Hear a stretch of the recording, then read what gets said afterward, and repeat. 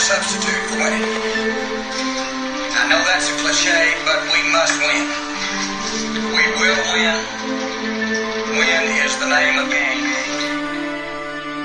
Check it out.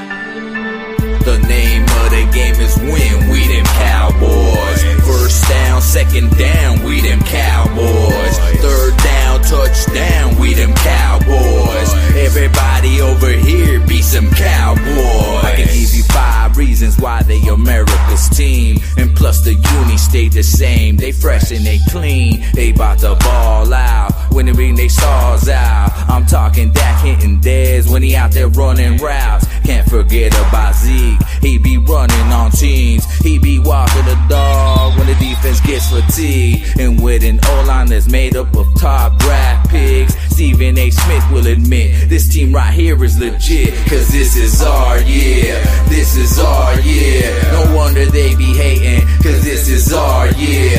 This is our year. This is our year. It's time to finish this fight.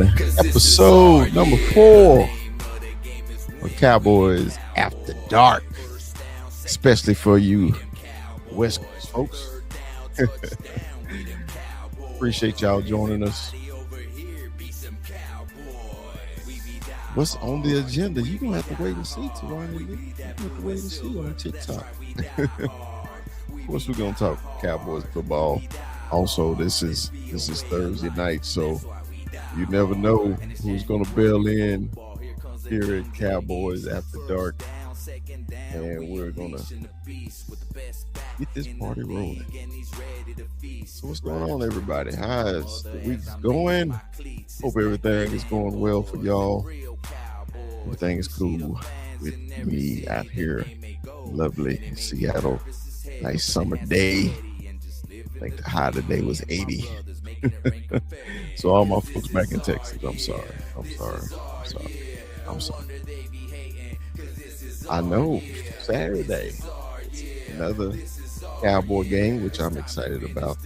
Hopefully we could see some good football again. See the defense do what they did Saturday against the Seahawks.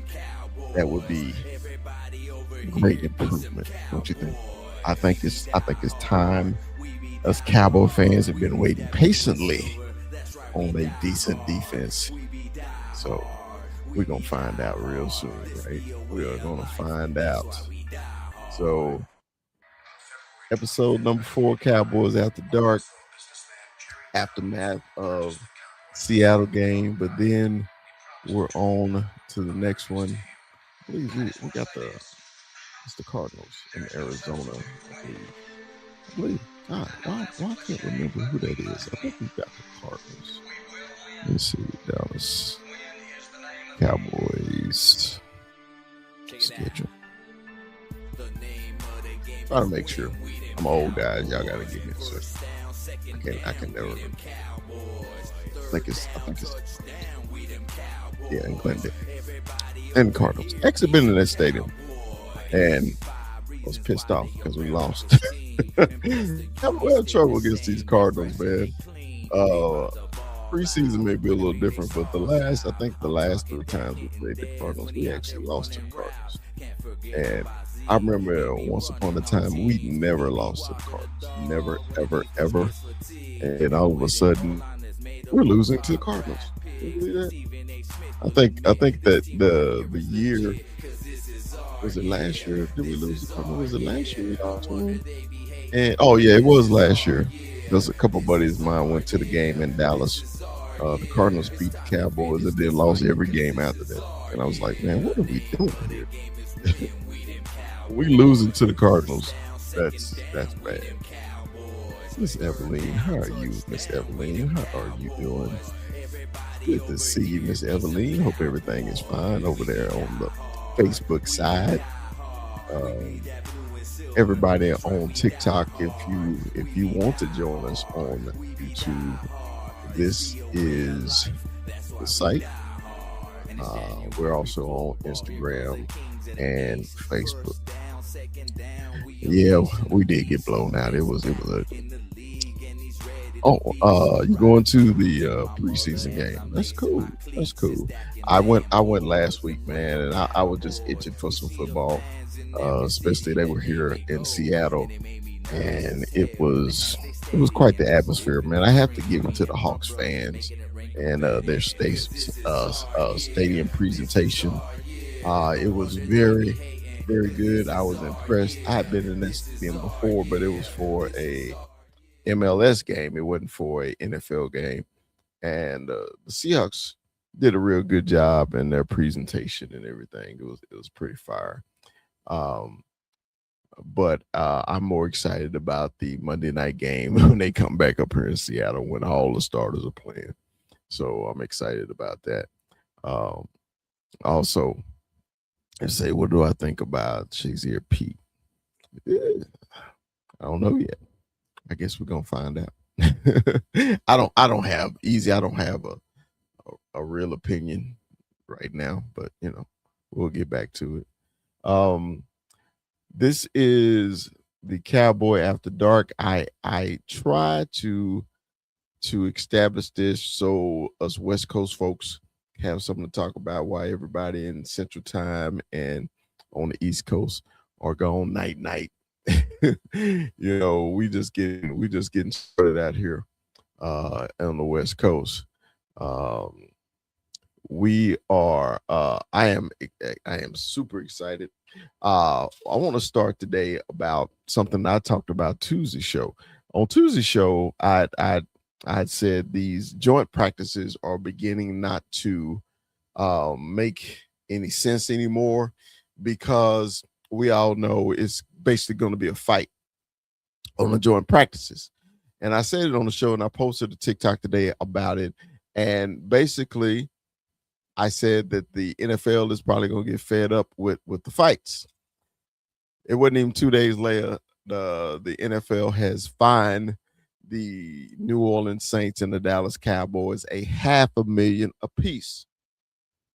$500,000 apiece. And they fined them because all the fights. It was literally overboard. It was just like they couldn't get anything accomplished because of the fights. As soon as they got started, it was another fight. As soon as they got started, then it was another fight. And I said pretty soon they're gonna stop it. And here we go with the fine.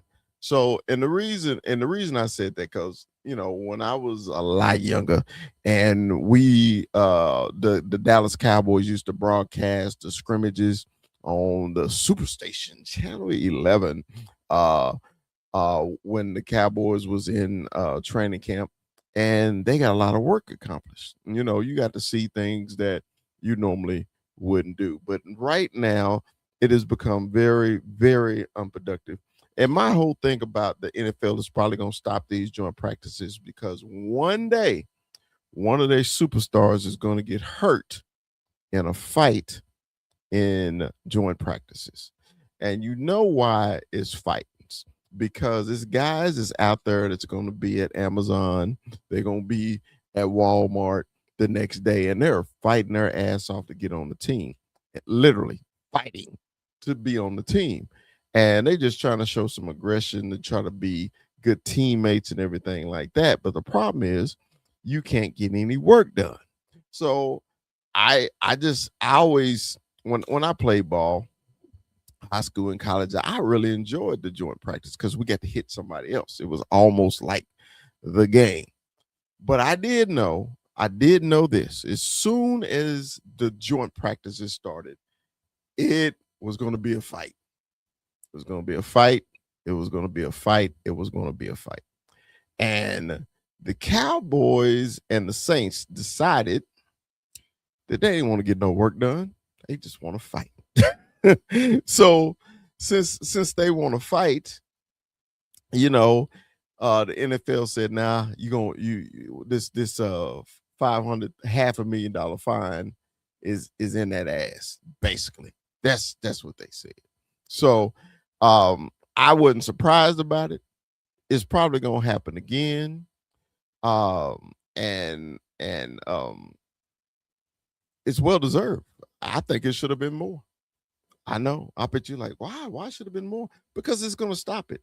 It's gonna stop, man. I don't need Quentin Williams getting hurt in a fight. I don't need God forbid Demarion Overshawn get hurt in a fight. You know, important keys of the team are like Javante Williams getting in a fight because somebody slammed him down too hard, you know, or Tyler Booker or Tyler Smith getting their hands broke because they had punched somebody in the helmet. We don't need that. Tavanya, if you hear me, come here real quick. So it's one of those things, man. It's just ridiculous. I'm glad that they got fined.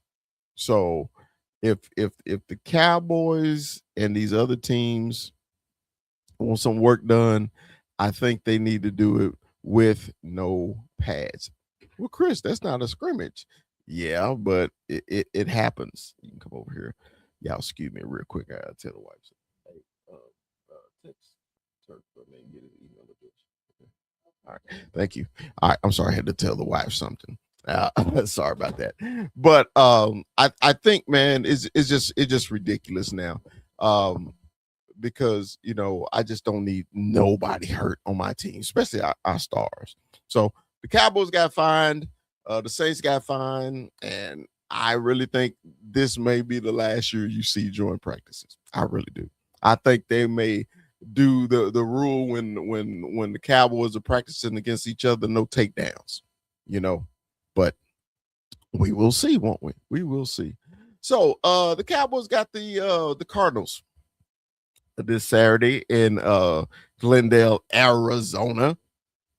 And who is going to be a quarterback?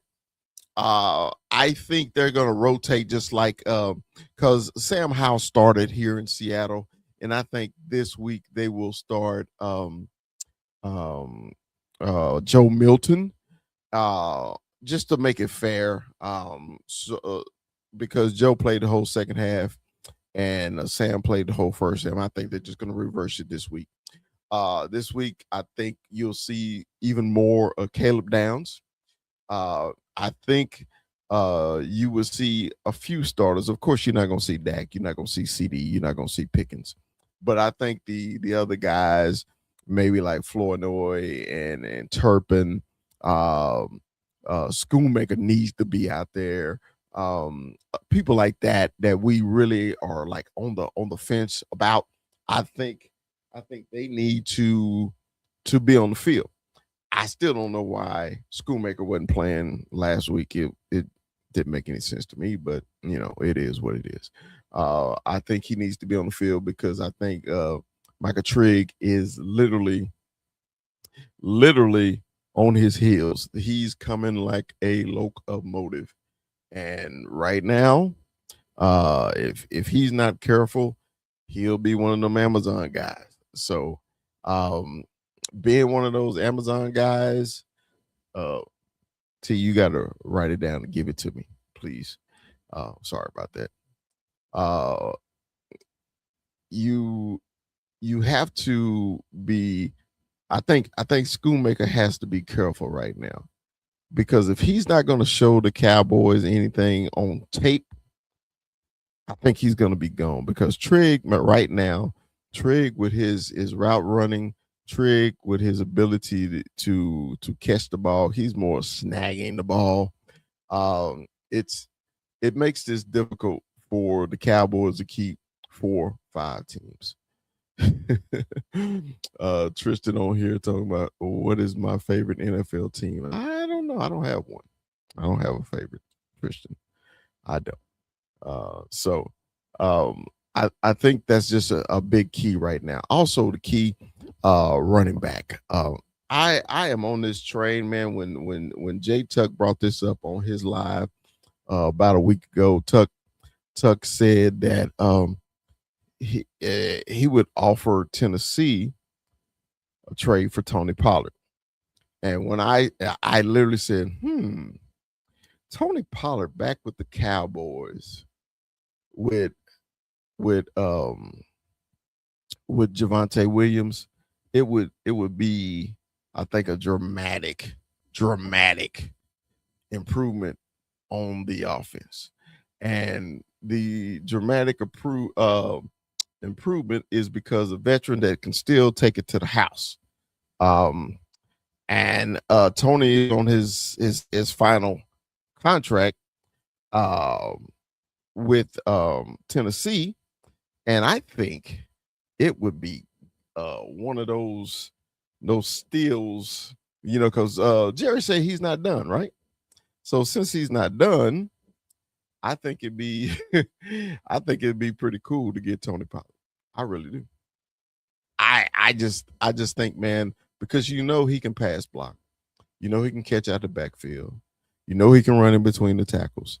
He's going to do what he's supposed to. You will not be worried about him actually pass blocking for Dak Prescott. So when what's up, Ivan? How you doing? So when Tuck brought that up on his live, I was just like, man, I have been all over this ever since. I've been like, man, let's do it. Let's do it. Let's do it. But then I've talked to other people saying, hey, let's let the rookies, well, they're not rookies anymore, they're second year players, let the second year guys actually fight for that second position, see what they got. But this is my thing. The only person that I consider a viable candidate for that second spot they don't want to give it to, and that's Malik Davis. Malik Davis is the best of the backup running backs, but they will not give that boy the ball unless somebody's hurt. If ain't nobody hurt, they won't give him the ball. I don't understand it. I'm like, what does the kid have to do? What more do he has to do? Because I believe that Malik has earned his spot on the team because he basically does everything they ask him to do. Also, my other players that I think you need to watch for making the team, and they seem comfortable just because they're a special teamer. I think Turpin really has to be careful. What is happening, Ruben? How are you doing, brother?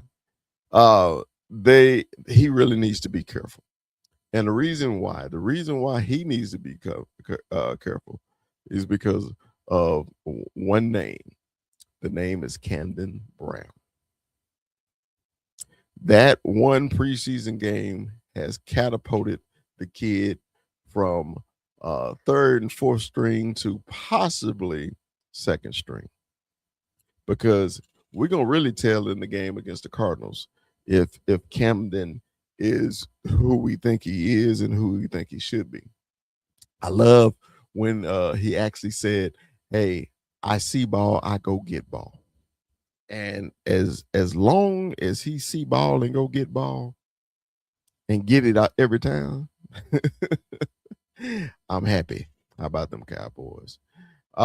So I think Turpin really needs to be careful because that kid is coming like a freight train. He's coming like a freight train, and I love it. I love that the Cowboys have all this competition at the wide receiver position. They have the competition at the wide receiver position. So with that competition, he's putting pressure on a lot of people. So hopefully it's a good thing, because we know the two alphas out there. We know the CD and Lamb has to get the ball, but with Ryan Flournoy, and if Camden Brown step up like we think he can, I think it may be lights out for Turpin. So I just think it's an issue that only way he will remain on the team is he actually does better in special teams this year, because last year, do you even remember any one dramatic punt return or any one dramatic kickoff return from Turpin? I think he's living off of that Washington game 2 years ago, the joystick move. Um, and everybody think that he's going to do that again. The Washington game, the Cleveland game 3 years ago, those were really the only games that he showed out on special teams. He had one catch that I liked in the regular season, but he don't get on the field enough for me.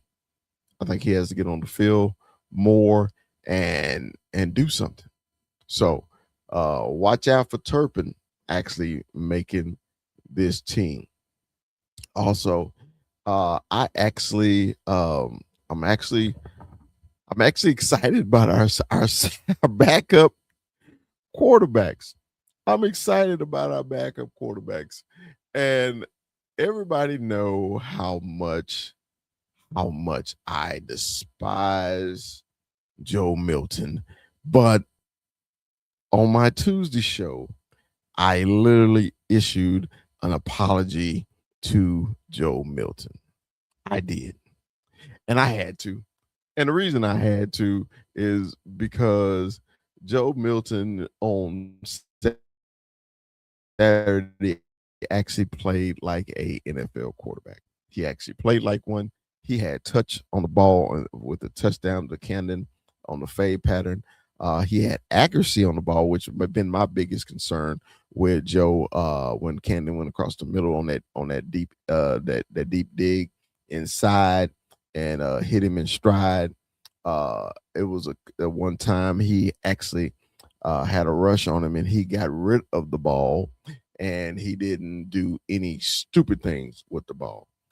This is the first time I've seen Joe in in the Cowboy uniform actually look like a quarterback. Because before my friends, the Cowboy can fan up in Canada say Joe Milton got one thing, a piss missile, meaning all he's doing is throwing a howitzer really, really hard at somebody just to show that hey, he has a strong arm. But in NFL, it's different being a quarterback and actually being an athlete. We know Joe an athlete. We know. I knew that when he was at Michigan, but playing quarterback and being an athlete are two different things. So I owe Joe an apology. Joe Milton, the big fella is sorry that I talked about you like a dog. But I reserve the right. I reserve the right. You go out there in Arizona. If you go out there in Arizona Saturday and you throw those piss missiles, I'm coming back at you. I'm coming back at you. What up, Shotty? How are you, Shotty Waddy? Anyway, I my grandson is in the chat. He told me hi, and his name is Ashad. So now every time I say Shotty, I don't know. A lot of people don't know which one I'm talking about. They don't know if I'm talking about the head coach or if I'm talking about my grandson. But hey, Shotty, how you doing? Time for you to get on the plane. Come on home. So I that's another person who I'm looking forward to him and Sam battling out the backup quarterback because man, you never know what's gonna happen this season, man. God forbid number 4 get hurt. If he gets hurt, um I really think the best option for the Cowboys would be Sam, just because Sam have started games in the NFL for the Commanders. Um, T, what's happening? Uh, he's played in the NFL. He has a certain toughness to him that I actually like. So hopefully, hopefully we don't need to see neither one of the backup quarterbacks. But I think Joe and Sam are actually having a good competition this year. They really are. So that first game, I was impressed with both, and we're gonna see what happens after that. That's what we're gonna see. We're gonna see what happens after that. The best game you went to as a Cowboy fan, the best game that I went to.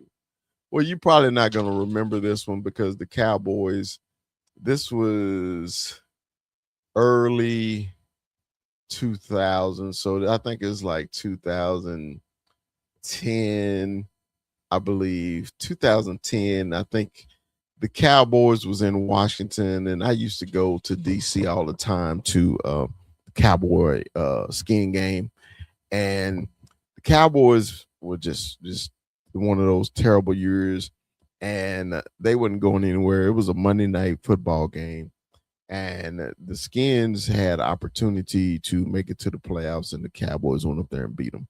And I was in attendance. I was cheering crazy. Um, I was cheering so much. The guy that was sitting behind me, I had a Emmett Smith jersey on, and he's told me to sit down, Emmett. You're not even from Texas. And the reason he said that is because it's a lot of Cowboy fans in DC, and of course they'd never been to Texas. But he told me, "Sit down, Emmett. You never even been to Texas." And my homeboy was sitting there, and he literally said this out of his mouth. He said, "Oh shit." So I pulled out my wallet and I showed him my driver's license. And I said, "I flew for the game, and we still gonna kick your ass, bitch." I know I was a little aggressive. I know, but it was some few cervezas that was poured. So I should apologize, but I didn't. I didn't apologize. So to answer your question, it was a game in Washington where I had a blast. So you know, so that was the favorite game I actually went to. So there you go. That was a good question, man. Nobody's ever asked me that, because living in Texas, man, I know a lot of the boys just don't see Dak winning the big games. Well, Brandon, you don't see Dak winning the big games. Won't we say this? You hadn't seen him win an important playoff game. He has won big games in the regular season. Now, did you say the same thing about Tony Romo? Because if you did, I'll accept your comment. Because you if you really think about it, aren't they the same? Or are they not? So I remember when Tony Romo was here, everybody hated Tony Romo, want to get rid of Tony Romo. As soon as Tony Romo retired, Tony Romo is the greatest quarterback ever. We need him back. But when he was there, you didn't like him. And now it's the same discussion with Dak Prescott now. We'll never win with Dak. Okay. Well, tell me when Tony Romo or Dak Prescott actually had a defense to support. If you could tell me which time either one of them had a defense to support them, I can agree with you. Quarterback stat is only good, and people only count them is in the preseason. I mean, in the postseason. They don't count the quarterback stats or any of their performance no other time. But we got to remember, football is still played with 11 people. I never seen Dak cover anybody. I never seen Dak tackle anybody. I never seen Tony Romo cover anybody. Never seen Tony Romo tackle anybody. So when y'all automatically blame Dak Prescott or automatically blame Tony Romo for the Dallas Cowboys defeat, I really think it's unfair. It's only one game that I say it was Dak Prescott's fault that they lost. And that was the Niner game, playoff game in San Francisco, not the one here in Texas or the two here in Texas. It was the one that Tony Pollard got hurt that game, because that game he started off trash and he never never got any better. He never got any better. So that's what I think about that situation. Eric, what's up, man? You got a email. So if you want to jump on, that's cool. That's my thing when people just come for Dak. Uh I am a Dak Prescott fan. I was a tremendous Tony Romo fan. Um but then you gotta remember, think about it. The quarterbacks between Troy Aikman and Tony Romo. Can you name them? I'll wait. Can you name any of them? Because I believe it was 14 different ones. The star of the group was Quincy Carter. See what I mean? So they got lucky with Tony Romo, undrafted free agent, undrafted free agent, undrafted. Got lucky. Then you get a third round pick. Was it four? No, he's fourth round pick. Dak Prescott. That came from a running offense, a spread running offense, to become the quarterback that he is now. Became the quarterback he is now. So, you gotta if you gonna give Tony Romo or Dak Prescott the smoke, you gotta give the whole team the smoke too. Get the whole team the accountability also. Just don't blame Dak Prescott for not winning. You can just blame that one person. So that's my thing, man. Look who then slid in the back door. Look who then slid in the back door. It's Mr. He ain't shit himself.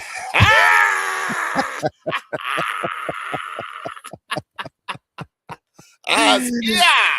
Leo from the bird section. What's up, Leo? How you doing, brother? What's going on, bro? How you doing? Man, I am cold chilling in the place to be. I love telling my age every time I say that. I'm cold chilling in the place to be.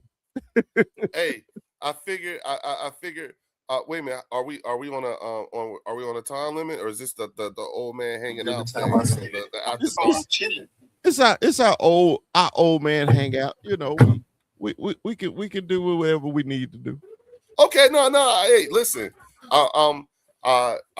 Actually, so today is actually my Friday. I'm on my Friday now. I'm getting ready to go on vacation this weekend. So, I get to stay up as late as I want. I get to do whatever. I'm off, y'all. You know what I'm saying? And I had a long week, so that's why I'm like, hey, you got me, dog. Wherever you want. I feel you. I feel you. This is boots on the ground, Eric. How you doing, brother? What up, big fella? What's up, Leo? How you guys doing? I'm good, bro. Good to see you. How you doing? Good, man. Just finally got a night off, and I was listening to big fella doing the Unk show. So I was like, all right, I'm 43 now. I qualify. I got a couple nieces and nephews. I could jump on here. I could talk about my back problems and. Hey, man. Oh, damn. Leo named it the Unk Show. Last week he said, man, it's like a bunch of us old guys sitting around in the barbershop talking. So I was like, all right, Leo, it's the Unk Show on Thursday nights. You know what? but see, here's the thing, though. Here's the thing, right? Because I do feel like we do need to provide a little bit of context here, okay? And the context being, I came on here, right, and I was saying some things. I think we were talking about Lord Brunson, and I was saying some things about what type of person Lord Brunson is and why, and it had everything to do with his military service. So I'm saying, and I'm describing, to Chris and Chop, what I'm saying, like what like where it comes from and why it's very difficult for people to sort of kind of win an argument with Lord Brunson is because he's from Philly, and he's probably he definitely was in combat arms, so that means he's probably like 11 in Bravo or something like that. And though, and you can tell he's an NCO, which means he has a PhD in shit talking.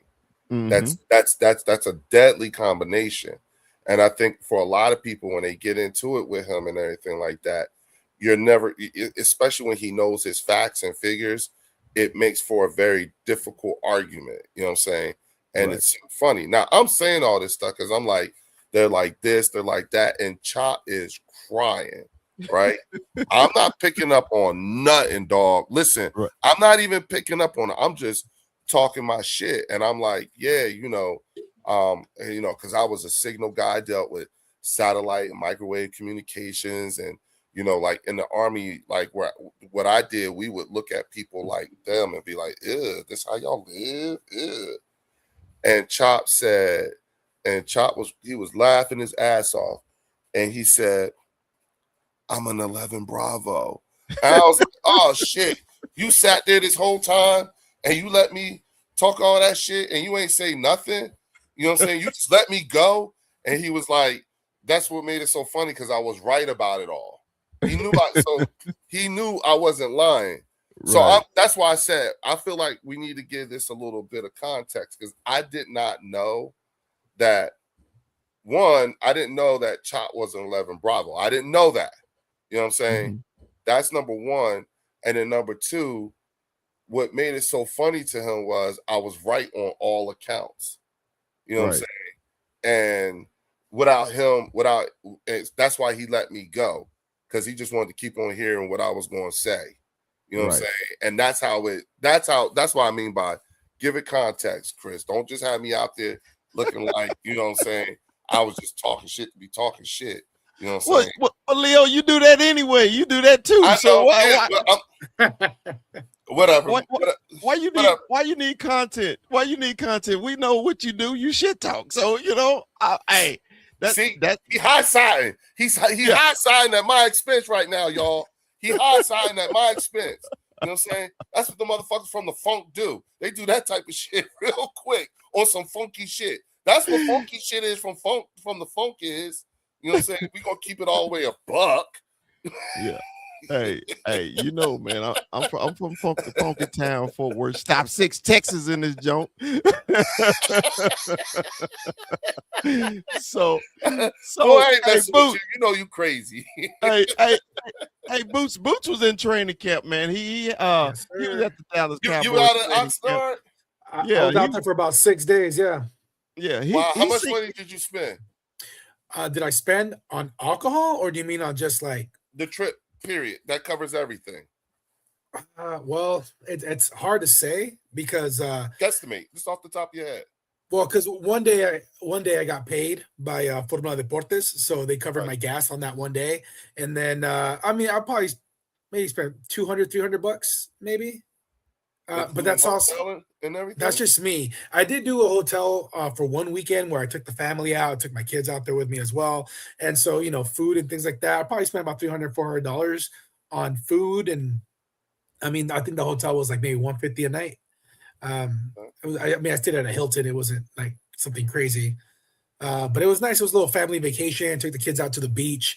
Oxnard is beautiful this time of year. I highly recommend anyone go out there. You don't have to go out there for training camp, but you can go out there just to visit California. If you want to go to the beaches and you want to avoid the crowds there in Los Angeles or Orange County, then Oxnard is the way to go, because you go to the beach on a weekday and you can literally turn your head to the left and you'll see maybe 2 or 3 families as far as the eye can see, and you look to your right and you'll see another 1 or 2 families as far as the eye can see, and you have the whole beach to yourself, as opposed to Long Beach or Los Angeles or even Orange County, where you're walking in the sand and you're gotta be careful you're not stepping on glass or needles or anything like that. So it's just a nice overall experience for the family.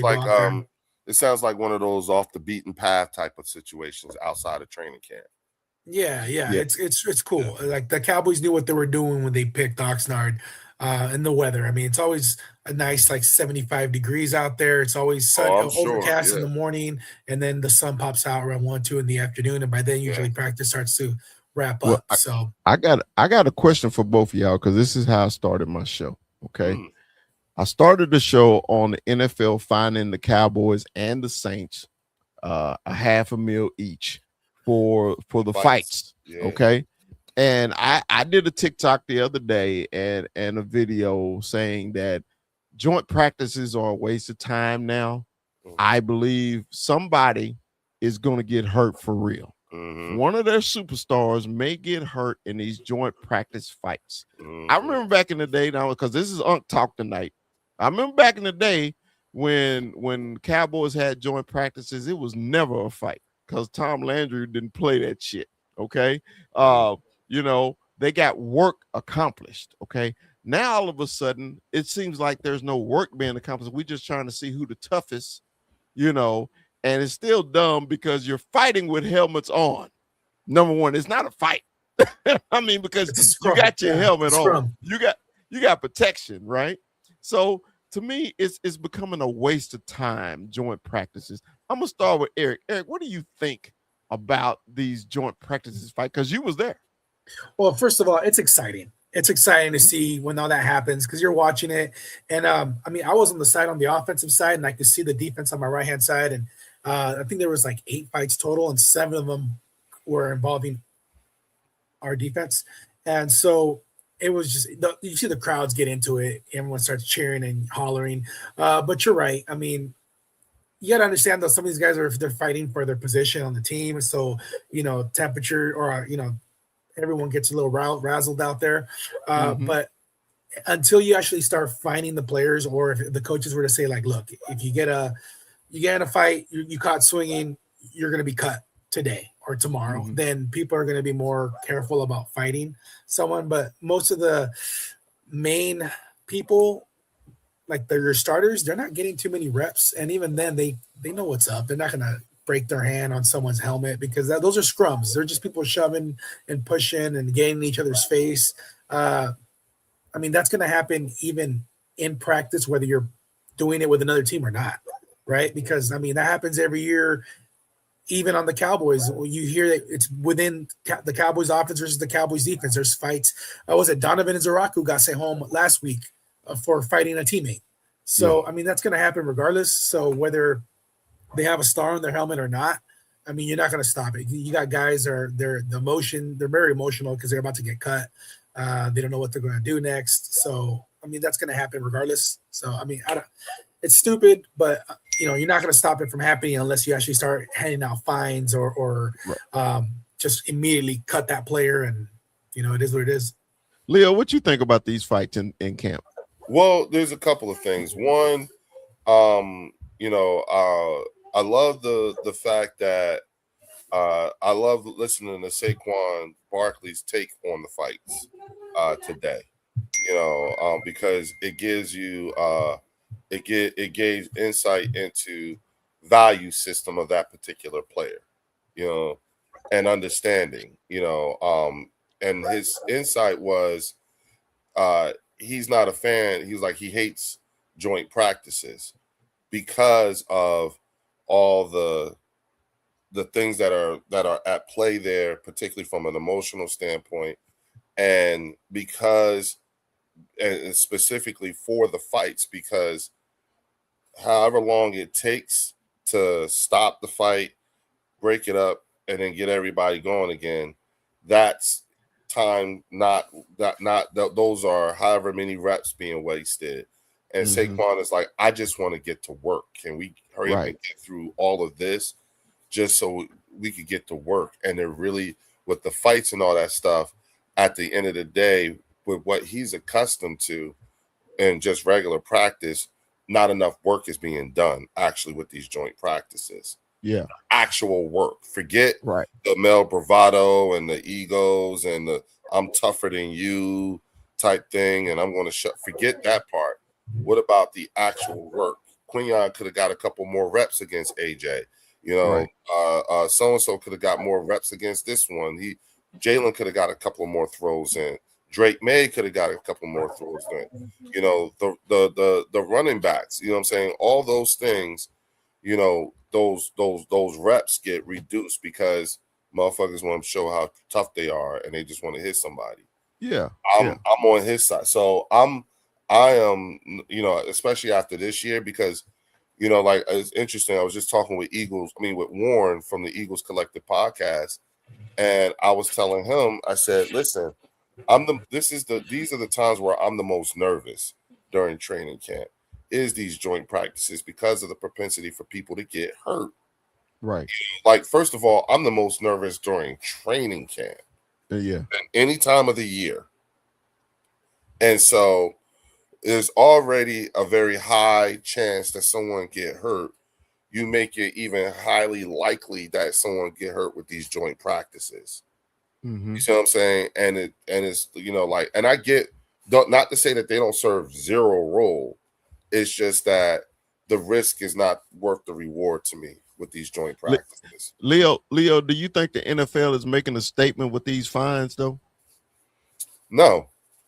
Okay. No, because if you think about it, it's on par with inflation. Okay. We have to catch up.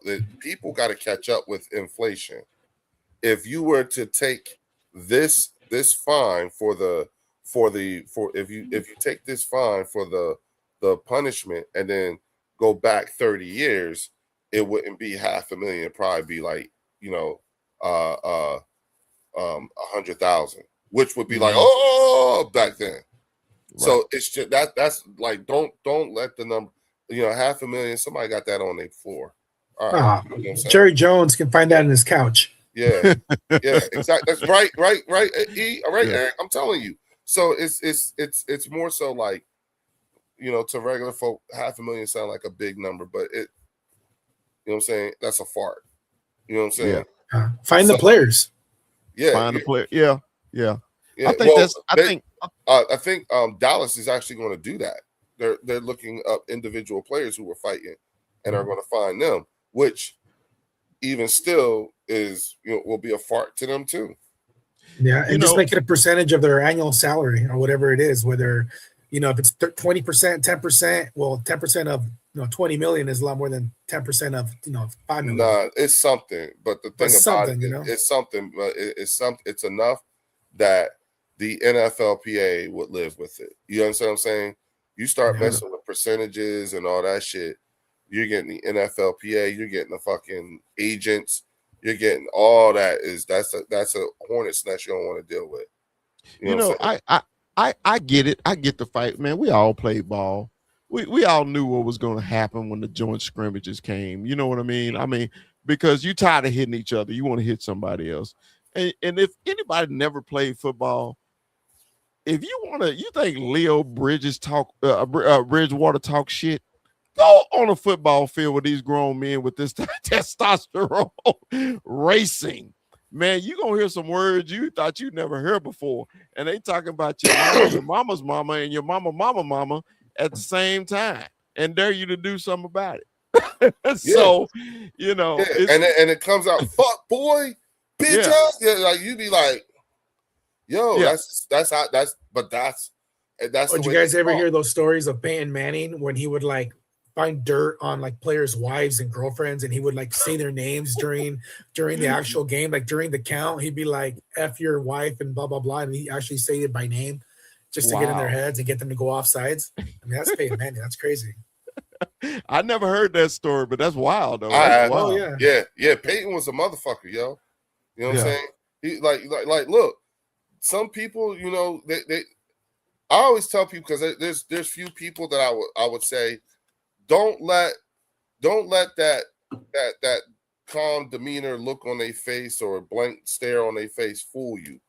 That's a bad white boy. Yeah. Hey, you know what I'm saying? That's a bad white boy. That's not the one you want. Peyton wasn't one of those. Yeah, you know, y'all know that. You know what I'm saying? But he was like I would tell the youngins, this is how, like, when I'm talking to my sons and everything like that, and we're talking about great quarterbacks and stuff, and they bring up certain names, you know, if one of them like, yeah, Dad, so tell me about Brett Favre. Brett who? Brett Favre.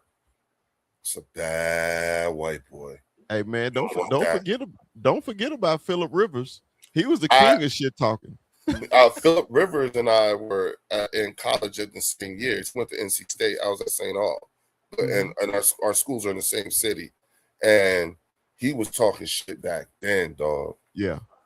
he was talking shit back then. You know what I'm saying? Yeah. And mind you, Torrey Holt was going to NC State. You know what I'm saying? And he had just burnt Florida State up. He just, broke them a brand new ass. You know what I'm saying? There was like when I was in college at those years that my freshman year, Vince Carter, Rasheed Wallace and Jerry Stackhouse were in their sophomore years. You know what I'm saying? And then my sophomore year and my junior year, that was when you had Vince Carter and all them. And then like right after I graduated, that's when you had what's my man name? Anton Jameson and all them. Mhm. Like, so those years, those guys was at UNC Chapel Hill, Jeff Capel and all them. You know what I'm saying? Those were my college years. You see what I'm saying? So that's how so when we're talking about these players, you know what I'm saying? The shit talkers, they was like, bruh. Yeah. You know what I'm saying? Yeah. And mind you, it was a normal regular thing to see Marion Jones training, you know what I'm saying, on the track. He says, we got the super chat on your side, Leo. Shout out to Linda Kynes with the $5 super chat. She said, I think I'm going to have to cry when the Eagles get to 53 man. Every one of our linebackers can basically qualify as starters all the way down to Chance. So, and Eric, you got to understand something. You know what I'm saying? Linda Kynes is an elder she's the first lady of the bird section. You know what I'm saying? And bias. No, listen, she's educated. She is educated. Oh, okay. And she doesn't change a thing. Yeah, she knows her shit. You know what I'm saying? And so I just turned on all the comments so now I can see them, y'all. Sorry. Because I hooked up my channel. You know what I'm saying? Linda is one of those ones that I'll take the Pepsi challenge with her on any fan base in the NFC East. I can go to war with her. You know what I'm saying? Yeah. So thank you, Linda. I appreciate you. A little bit of stretch though, like qualify as starters all the way down. I don't know about that. Well, again, one of the things that is interesting thing that I've noticed in particular is that over the last few years, we tend to rely heavily on player development, guys who were brought in that have been on the team for a number of years, and how are they developing? And so a lot of times, like when Javon Hargrave left, you know what I'm saying, everyone kept saying we were going to miss him and who's going to take over. We knew it was going to be Milton Williams and Josh Sweat. You know what I'm saying? We knew, because we were already looking at these guys from the previous years. And so when you look at, like these guys that the Eagles, because on the Eagles, on the defensive side of the Philadelphia Eagles is where you'll find our strongest continuity, because it's both with the coaching staff and the players. And these are players. We have a lot of players who are going into years 3 and years 2 in the Vic Fangio defense. And so when you think about these, when you think about the guys because I think we brought back I think it was this year, I think it was 17 guys who were on the team last year or something like that. It's some crazy ass number just on the defense. You know what I'm saying? And then go ahead. But I get it. I mean, and no disrespect to Linda, but if you twisted my arm and you made me say something nice about the Eagles, I'd probably say your front office knows what they're doing. And if all of your linebackers were good enough to start, they would be trading them and acquiring pieces to fortify your other positions, like your wide receiver room. You know what I mean? Well, here's the thing. When you look at, first of all, we're still we're at this point, we're in the middle of training camp, and we're talking about Howie Roseman, and I would qualify that statement if it were later in camp and nothing has happened. But again, we're talking about Howie. You know what I'm saying? In regards to the wide receiver room, you know what I'm saying? Outside of, Devontae and absent Makai Lemon, you know what I'm saying? When I look I think I triggered Linda. you did. I'm sorry, Linda. I'm sure you're a sweet lady. Yeah, but you're not familiar with all those names, right? No. Yeah, exactly. No. That's the problem. And I don't think most of the country is either. It's okay. I mean, some of those guys wouldn't even get recognized in their own home. It's okay. That's where the difference between us. Campbell, Trotter, yeah. It's okay. Because again, like we said, like when you see we talk about player development, and that's why we know names before you do. You know what I'm saying? Nobody was talking about Milton Williams when Javon Hargrave was on the team. Nobody was talking. You see what I'm saying? They didn't go. You didn't hear those names on a regular until after they were gone. It's the same thing. What she's done is she's giving you the names, because if you think about it, we're like the farm system for the league when it comes to players on defense and stuff like that. If we're being honest, because if we can't keep you, at least by playing here, you're gonna get a bag. You know what I'm saying? Even if we don't sign you, and because we can't sign everybody, but when you leave here, you're gonna leave here, better than when you got here. So how are you gonna feel when you guys have to make that cut and two of those guys or one of those guys ends up getting picked up by the Dallas Cowboys? Good for him. No. Good for him. That's it. I never heard you say a 2-word answer. It was actually 3. But yeah, good for him. You know what I'm saying? That's the question is how good do you have to be to play for the Eagles? Yeah. Well, we'll see. Now I got a question for Eric. This week, after the good game we had from Camden Brown, wide receiver, who the Cowboys are developing, Leo. What are you expecting out of Camden and Michael Trigg this week, man, versus those hated Redbirds? I needed to see more out of him. Just because he had that really nice game. I mean, you got to understand he's going against 2s and 3s. He's not going against 1s, so you don't know if that same production is going to be there. And Michael Trigg also looked really good on that preseason game. But 2 days later, when I was really excited about those 2 names, I was really paying attention to them in that scrimmage. And Luke Schoonmaker had a much better day than Michael Trigg on that day. And no one's really talking about that. Camden Brown, I was 10, 15 feet away from him when he dropped a beautiful touchdown pass that Milton had thrown at him. And so he was struggling against that Saints defense. So maybe it's matchups. Maybe he just had the yips. Maybe he just got full of himself because, everyone told him he was so good and basically a lock. So at the end of the day, we need to see more out of both of them. Camden did look really good on that game, and he's had some really good practices, but at least on that last scrimmage day, he did not. So, again, you got to see how they perform against the 1s. When they perform against 3s and 4s, you don't really know what you're getting there. So, I guess the only tell when you watch these games is if you've seen them get a lot of playing time, it's because the coaches aren't sure about them and they may not make team. If you see someone go out there for 3 or 4 plays and then they pull them out of the game, it doesn't mean that they suck. It means that, hey, I already know what I'm getting with this guy. This guy's basically already. I've seen enough. Yeah, I don't want to risk them getting hurt for a game that doesn't matter. So if you, and I'm not opposed to that either. Michael Trigg, having big yards and catches and stuff, I'm like, okay, cool. Like he said, good for him, but he might maybe earn a spot on another team, but it doesn't necessarily mean that he earned a spot on this team. Okay. Right, and I'm so not opposed to that.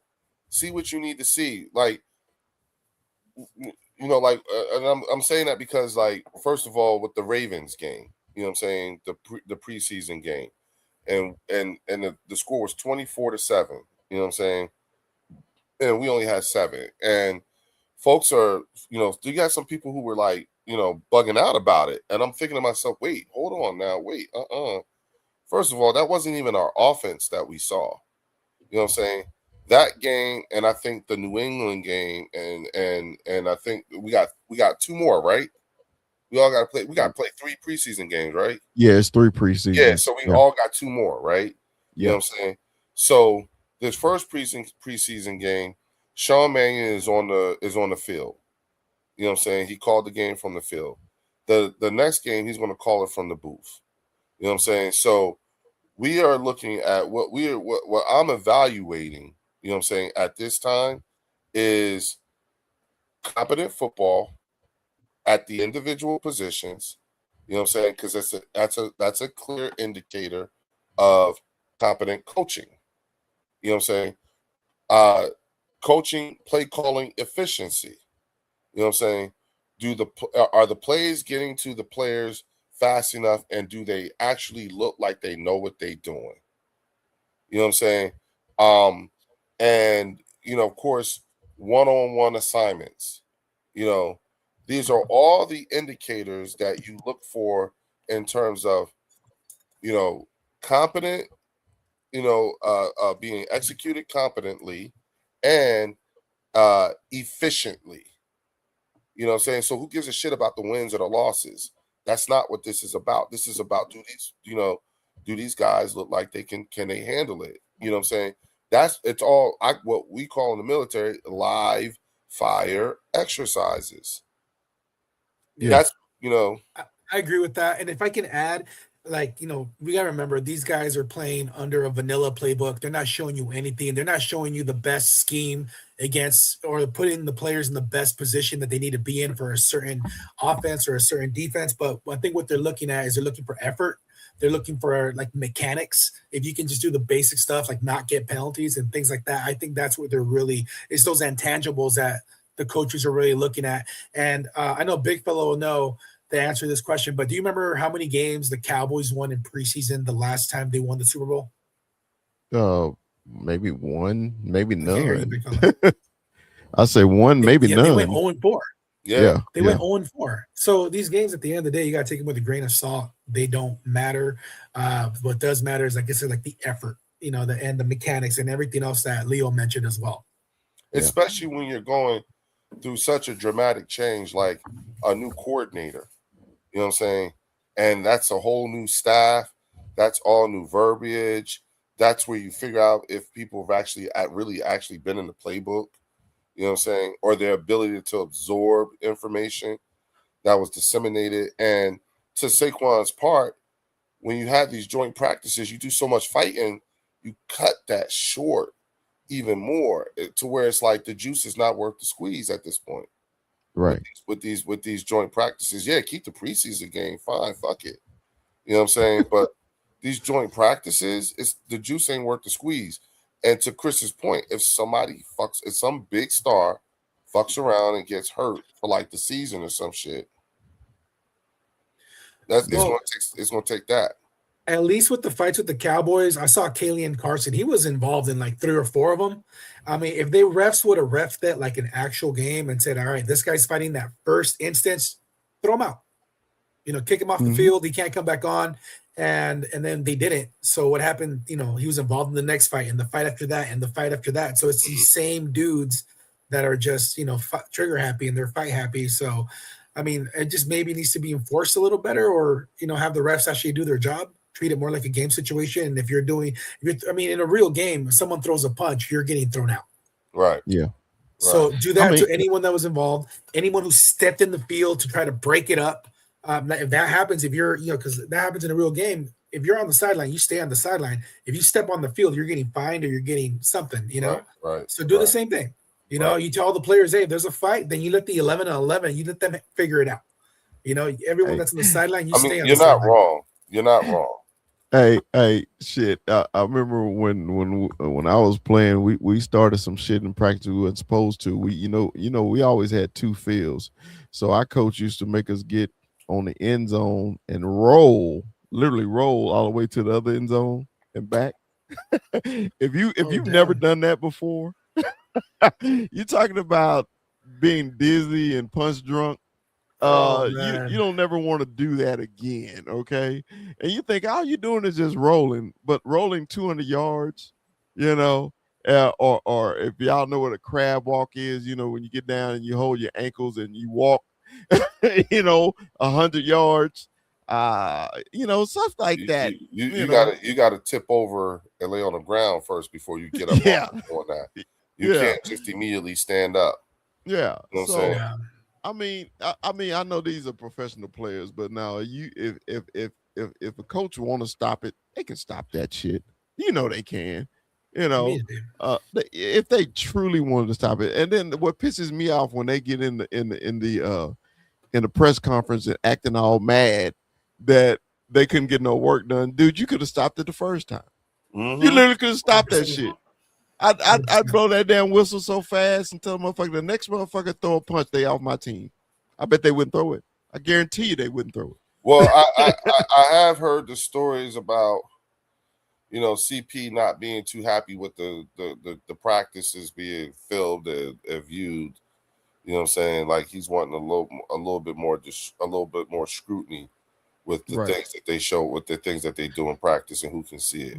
But you know what? I will disagree with that because I do work for the press and I had access to the field hours before they let the fans come in. So they were out there, they're practicing, and there's a very strict 0 camera policy. So like if I'm out there filming something, I'm going to lose my credential immediately. So the plays that they're running in front of the fans are not the plays that they're probably going to be using more often, because bottom line is like you're looking for the intangibles, you're looking for the mechanics, you're looking for the effort, but what the plays that they're going to be doing in an actual game, those are being done behind closed doors. Those are being done at 6 in the morning with all the players out there when the fans are still in the parking lot and they can't even see inside.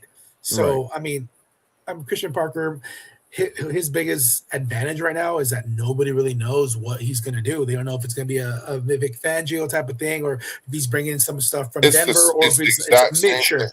And it's going to take the league 4, 5, 6 games to try to figure out his patterns, because everyone has a pattern. Everyone has something, right? But, I mean, people are smart in this league, and they will figure him out eventually. But he's not showing his cards right now, and he's going to take advantage of that. So I understand that, but at the same time, again, there is closed practices. They are going to get back to the Star in Frisco, and they're going to close the doors, and they're not going to let anyone. He'll get the privacy he wants once they get back to the Star.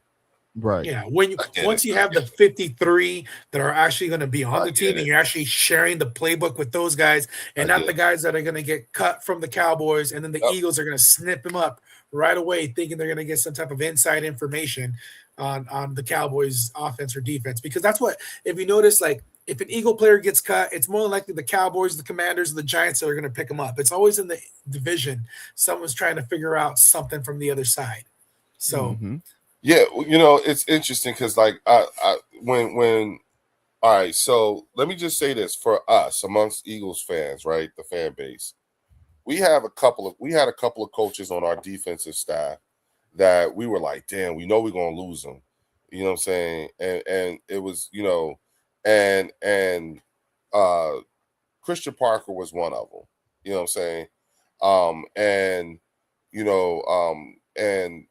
We know what his effect was on this team while he was here. You know what I'm saying? But at the same time, we kind of felt like out of the two, we're fine with Christian Parker going rather than Clint Hurt. See, that's the one that would have hurt. You know what I'm saying? Not that you didn't get a good one. You got a good one. We're not saying that. We're just saying for us, Clint Hurt would have been a bigger loss for us than Christian Parker. Okay? That's number one. Number two, I remember telling people we like Christian Parker. We loved him, right? But what bothers me is the tempestuous hearts of Dallas Cowboy fans. Are they going to give him the grace of multiple years? Because that's what he's going to need. And I remember telling people, please, Cowboy fans, do not make him more than what he already is. Give him a chance. Because God forbid, if this is anything close or somewhat of a train wreck, they're going to do the same thing to him that they did to Eberflus. No, but that's different. No, wait, though, wait, because wait. Got to remember, this is a conversation that's being had that you're not. This is a fly on the wall moment for you. I'm telling you what actually has already been said. You know what I'm saying? And so we're like, just please give him a chance. You know what I'm saying? Then again, because I'm one of those people. You know what I'm saying? I'm rooting for Christian Parker so long as it's not at our expense. You know what I'm saying? He's just that good of a coach. He's funny as hell. He talks shit, but what we did say is there are attributes about him that you could tell is Christian Parker, and you need a couple of years. Like, for instance, he likes smart players because he's smart. You know what I'm saying? And there are certain attributes, you know what I'm saying, that when you look at players, you'll know as a Christian Parker type player. There's a reason why him and Chauncey Gardner couldn't stand each other and were ready to go to blows. Because Chauncey Gardner Jr. has a disposition about him that rubs Christian Parker raw. That's why they never got along in both of C.J. Johnson's stints. You know what I'm saying? And that's because Christian Parker has a type. And Caleb Downs is a Christian Parker type. He's that type of player, smart, the whole 9 yards. Now, in terms of talent, because that's the thing that Christian Parker had when he was with the Philadelphia Eagles. He had talent. You know what I'm saying? When you got a DB who runs a 4.28, and then you got another DB now who runs 4.33, you know what I'm saying? And you got these, like you could develop all you want, but if you ain't got that talent with it, you're just a smart guy. You see what I'm saying? And so, right. But we're not going to be as hard on CP. And first of all, I just got to shout out the chat. You guys have amazing people. Like, share, subscribe. I mean, that's some funny shit. If you guys are reading the comments, these guys, Kid Cowboys cracking me up. Tiffany's cracking me up. Eric, you got it. 27 McQueen, freaking hilarious. Yeah. All right. Listen, let me tell you something, bro. You gotta come visit me at the bird section. You too, Chris. Y'all gotta come visit. All right, because at the bird section, the chat is its own vibe. Yeah, you know what I'm saying? It's like having, it's literally like two shows at the same time. And Linda be up in there like all you name Tiffany Simpson, you know what I'm saying? D-Cuz, Worley, you know what I'm saying? Yeah, all these people, yeah. This the chat. They representing. You know what I'm saying? Yeah. I witnessed it firsthand when I was on your show. I was reading the chat and I was dying myself. I was like, man, they in Texas, like they say, they go fed. Leo, I'm trying to listen to you, but I'm reading. I'm just trying not to laugh because you're saying something else, and I'm agreeing with you, but I don't want to come off disrespectful. But it's just like, bro, please. Look, the number one rule in the bird section is there are 0 mods. I have 0 moderators so that nobody can silence anybody else. That's why the chat is its own vibe. And number two, when your team is up, you have the stage. I can't say nothing. You know what I'm saying? Yeah. But hey, let me put your worries to rest on CP, because I know you think that we're gonna get really upset and cut him like we did Error-Flus. But I mean, it's two different situations. You got a guy who came from the Chicago Bears, who used to be a head coach, compared to a guy who's a defensive coordinator for the first time at this level in his career. And then you got to understand that Eberflus came from the NFC North, right? You would think that he would at least have some success against his old division when he spent 2 years there. And then Big Fella knows we went 0-3-1. We lost to Detroit bad. We lost to Chicago bad. We lost to Minnesota bad. And then we had an incredible game against the Green Bay Packers and tied. Yeah, so when you get someone that comes and that you would think that at least against a division that you have the most experience with, that you have the most film against, that the players and their coaches, that you would have some level of success, even if you would have gone 2-2, I would be like, okay, but he did not. He absolutely was disgraceful, and that's why I'm glad that he wasn't allowed to finish the season, because that's very Jerry-esque.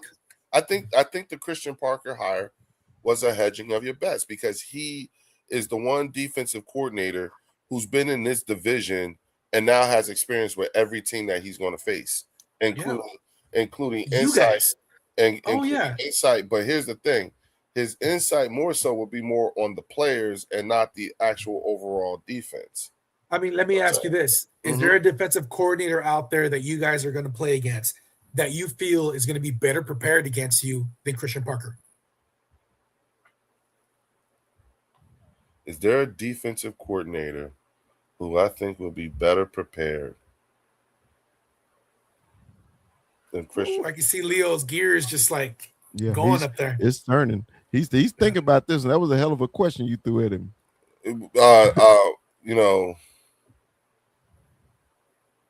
defensive coordinator. That's the longest I've ever seen Leo be quiet. Yeah, because he's thinking. Well, here's the thing. Here's what I'm a stupid question. No, here's what I'm wrestling with. You know what I'm saying? I think that that is a loaded question, and the only reason being is because how do you know that he's going to be better prepared? This is his first time in this position. This entire season is going to be a run of show for him. Now, I don't think that we're going to come across a defensive coordinator who's more familiar with the players on our offense than Christian Parker. I don't think we're going to come across a defensive coordinator who's more familiar with the players on our defense in terms of what they can and can't do and capabilities and stuff like that. But prepared, he doesn't know what the defense that we're going to run. We're not running the same defense we ran last year. Well, he doesn't care about your defense. He cares about your offense. Right. And once again, an offense he's never seen. You know what I'm saying? A lot of the same players on offense. I mean, that's except why, for your wide receiver core. Once again, why I said who's more familiar with the players. You know what I'm saying? Yeah. But that's not the same offense. But he's also familiar with your offense, with your offensive coordinator, with your head coach. First year. Remember? Yeah. No, remember we're in the same boat on offense that y'all are on defense. So my question to that, are you telling me you taking Jalen out of that the shotgun and running? Yeah, he's playing on the center this year. Yeah, he's playing on the center. Yeah. Oh, that's gonna be different. Yeah. Y'all haven't seen any other things. Yeah, he's not. No, push every play, huh? No, it's not. Hey, listen. Just so we're clear, and I want to give you confirmation. Nick Sirianni is officially credited with being the inventor of the tush push. So, just so we're clear, that is in fact a Philadelphia Eagles thing. All right, number one. Number two, a very high percentage successful play. You know what I'm saying? And number three, if tush push is what's going to get us a win, is what we have to do to win the game, then yes, we will tush push our asses all day long. I don't give a fuck. You know what I'm saying? I don't give a fuck. I don't care if you tell me, but you have 50 tush pushes. So what? We won. Let's keep the main thing the main thing. If you want bombs and long runs, that's I got a question. I got a question, Leo. I got a question. Mm-hmm. So you saying the Eagles are going away from the offense that won y'all the Super Bowl, and it's going to be better. Is that what you're saying? We haven't played that offense since the Super Bowl. The offense you talk about that won us the Super Bowl, we haven't played that offense since the Super Bowl. Different coordinators. Mm-hmm. Well, every time I turn around, he's in the spread offense with the he's zone reading every time the ball snapped to me. Yeah, the last two coordinators chose that, but it's still not the same offense. This year, Jalen's playing under center. Okay, now I never seen him play under center. Not at Alabama, not at Oklahoma, not with the Eagles. Okay, I know. I'm not trying to make it a big deal. I mean, a quarterback is a quarterback. The quarterback position, you got to learn all that. Okay, so The only time we've seen him on the center, if it was the tush push, but actually running the offense on the center, you don't have no concerns. You think he'll do fine with that? I think that would have been a better question to ask me before training camp started. Okay. And that's the only and the reason why I say that is because at that time it would have been too much of an unknown, and yes, I would have been much more concerned then than I am now, based off of everything that I've seen in training camp, the little that I've seen, and the things that I've but with my research, I'm not concerned as much as today as I would have been at the beginning of training camp. So and I he does real quick. And one of the other things that I do, I am noticing as well is, and I know y'all know this, regardless of how much you do or don't like Jalen Hurts or whatever, y'all know that Jalen Hurts is a hard read. Okay, he's always like this. Y'all know that. He don't really say too much. He don't go too high. He don't go too low. He's got RBF. We get it. Yeah, you know what I'm saying? It's just how he is, and that's part of the reason why they absolutely hate him here in Philly. Know what RBF is, right? What's that? Resting RBF? bitch. Yeah, resting yes, bitch. Okay, face. just making sure. You went with it. I was like, oh damn. Yeah. You know what I'm saying? And the thing is that, you know, when for Jalen to audibly give you a vote of confidence and use the word excitement, that don't come lightly, because he's a hard sell. Evidenced by, you saw how he was arguing with Kevin Patullo on the sideline last year, and you never see that. You know what I'm saying? But that's the thing. He's used the term exciting when we were in the newness of hiring Sean Mannion.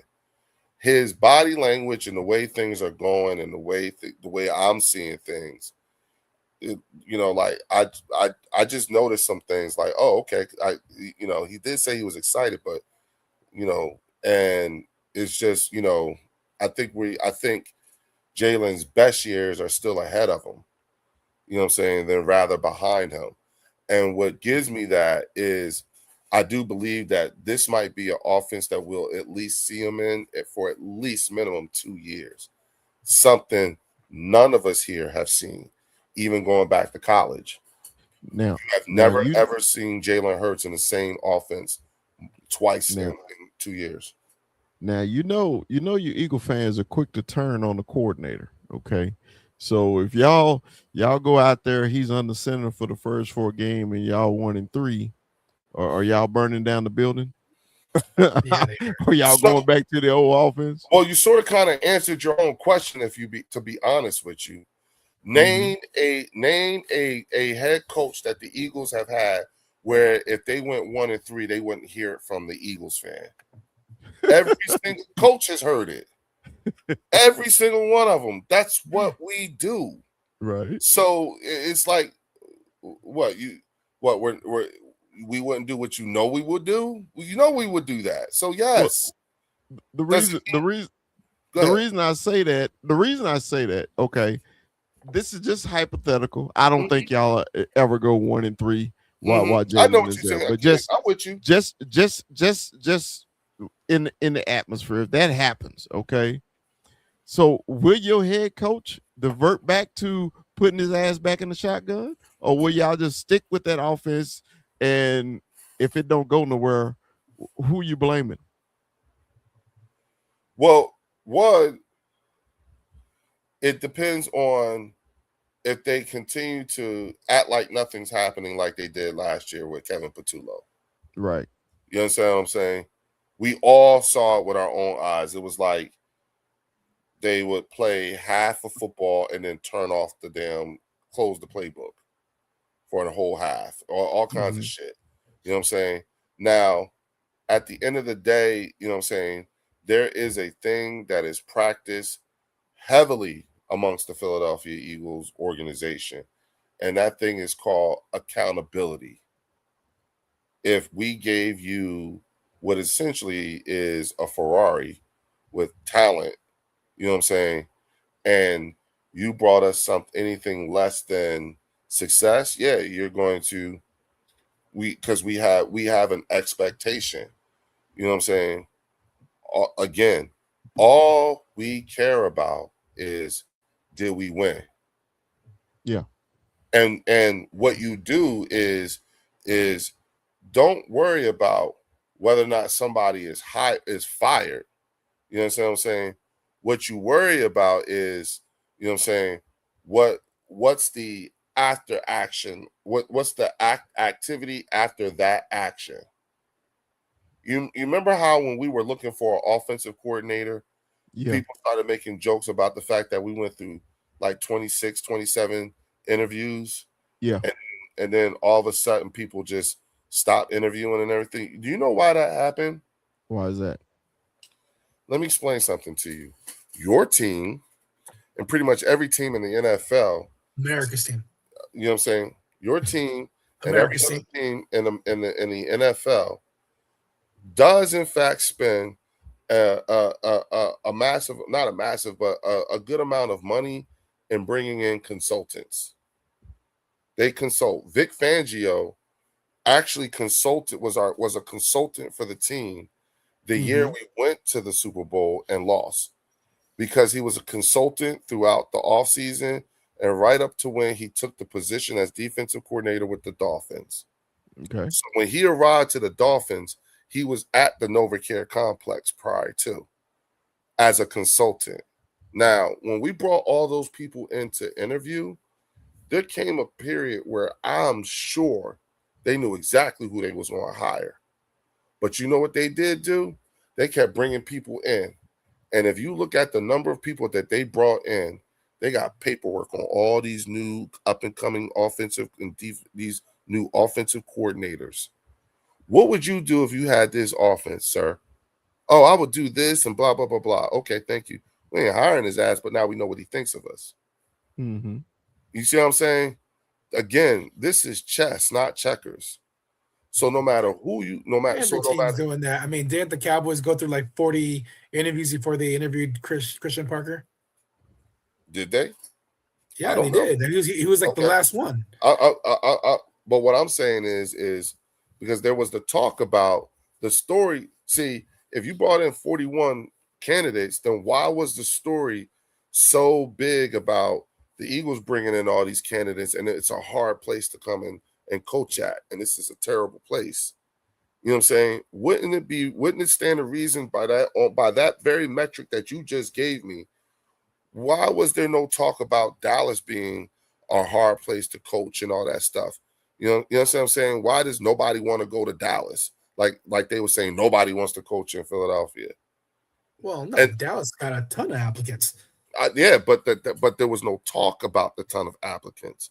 But there was a talk about the ton of applicants that Philadelphia brought, and y'all brought in more than us, according to you. Well, because everyone wants to come play with Dak Prescott, and Jalen Hurts has a question mark on him. And people are, whether he can throw, whether his attitude, his leadership, so people don't really want to deal with that type of drama. They want to come somewhere where they can win immediately. So it is. I just want to make sure I'm clear that I heard you right, because I don't want to, I don't want to get it twisted or anything like that. It is your contention that Jalen Hurts is much more drama filled than Dak Prescott. Yeah, I'll say that. But as far not like off the court drama, I'm not talking about like outside stuff. I'm talking about just being a more coachable player. I think that someone like Dak Prescott is more versatile and maybe can even learn the playbook a little faster. I think he's smarter than Jalen Hurts. I think you have to dumb things down and really simplify it for him, so you're limited to what an offensive coordinator can do with a player like Jalen Hurts as opposed to a player like Dak Prescott. Evidenced by his career. I mean, you're not going to say that Jalen Hurts won you the Super Bowl. You're not going to. I mean, you're going to sit there and not give credit to your defense, not say, "Hey, Saquon was the one who like gave a ring. Here you go, Jalen. That's for you. You're welcome." I don't need to. I mean, there's just stats to back that up. I don't need to. I mean, I don't need to. See, herein lies where the issue is. I mean, it's really that hard. It's really that hard. But I get it. Hey, you are most certainly entitled to your thought process. And again, it's why, you know what I'm saying, it's when we hear these things, it's why we look at you like you crazy, and it really doesn't mean anything to us, only because we know what you cheer for. And that's the problem. That's the difference. So you know, like, I hear what you're saying, and I receive what you are saying. Okay, I receive it. You know, the problem is that, you know, it is, I get it. hard. It's hard to Nobody wants to hear subscribe someone to. bad about but their baby. I It's get it. just it's just hard to subscribe to. You know what I'm saying? When I look at, you know what I'm saying, the results. If your answer is look at their careers, okay, right, I mean, look at bottom Right. line is, like, there's right, stories that have come out. Right. There's people that have spoken about it, people that have complained about it. I mean, we're not the first ones to ever talk about it. Mm. And again, which is why that's where the difference between us and you guys are. You know what I'm saying? Your idea of winning culture is from the late 1900s. You actually have no idea what it's like to be a modern era winner. You know what I'm saying? So I understand. 1900s. Yeah, you know what I'm saying? So I from the late 1900s. You know what I'm saying? So I understand how you could come to the conclusions that you come to, and why you would think the way that you think. You know what I'm saying? But at the same time, I do have to maintain the fact that, oh yeah, that's right. You guys still don't know what it's like to be a modern era winner. You know, just imagine, like, you know, think about it like this for me, right? You mean winner? You mean winner as in Super Bowl, not win? No. I was very clear. I said modern era winner. Apparently they don't count winner. from back in the day. No. 12 and 5 seasons. You have 5. You're historically, your team has he's only counting rings. He's only counting rings. Super Bowls. Yeah. I forgot that 2 is greater than 5 in his. No. I'm just no. I didn't say that.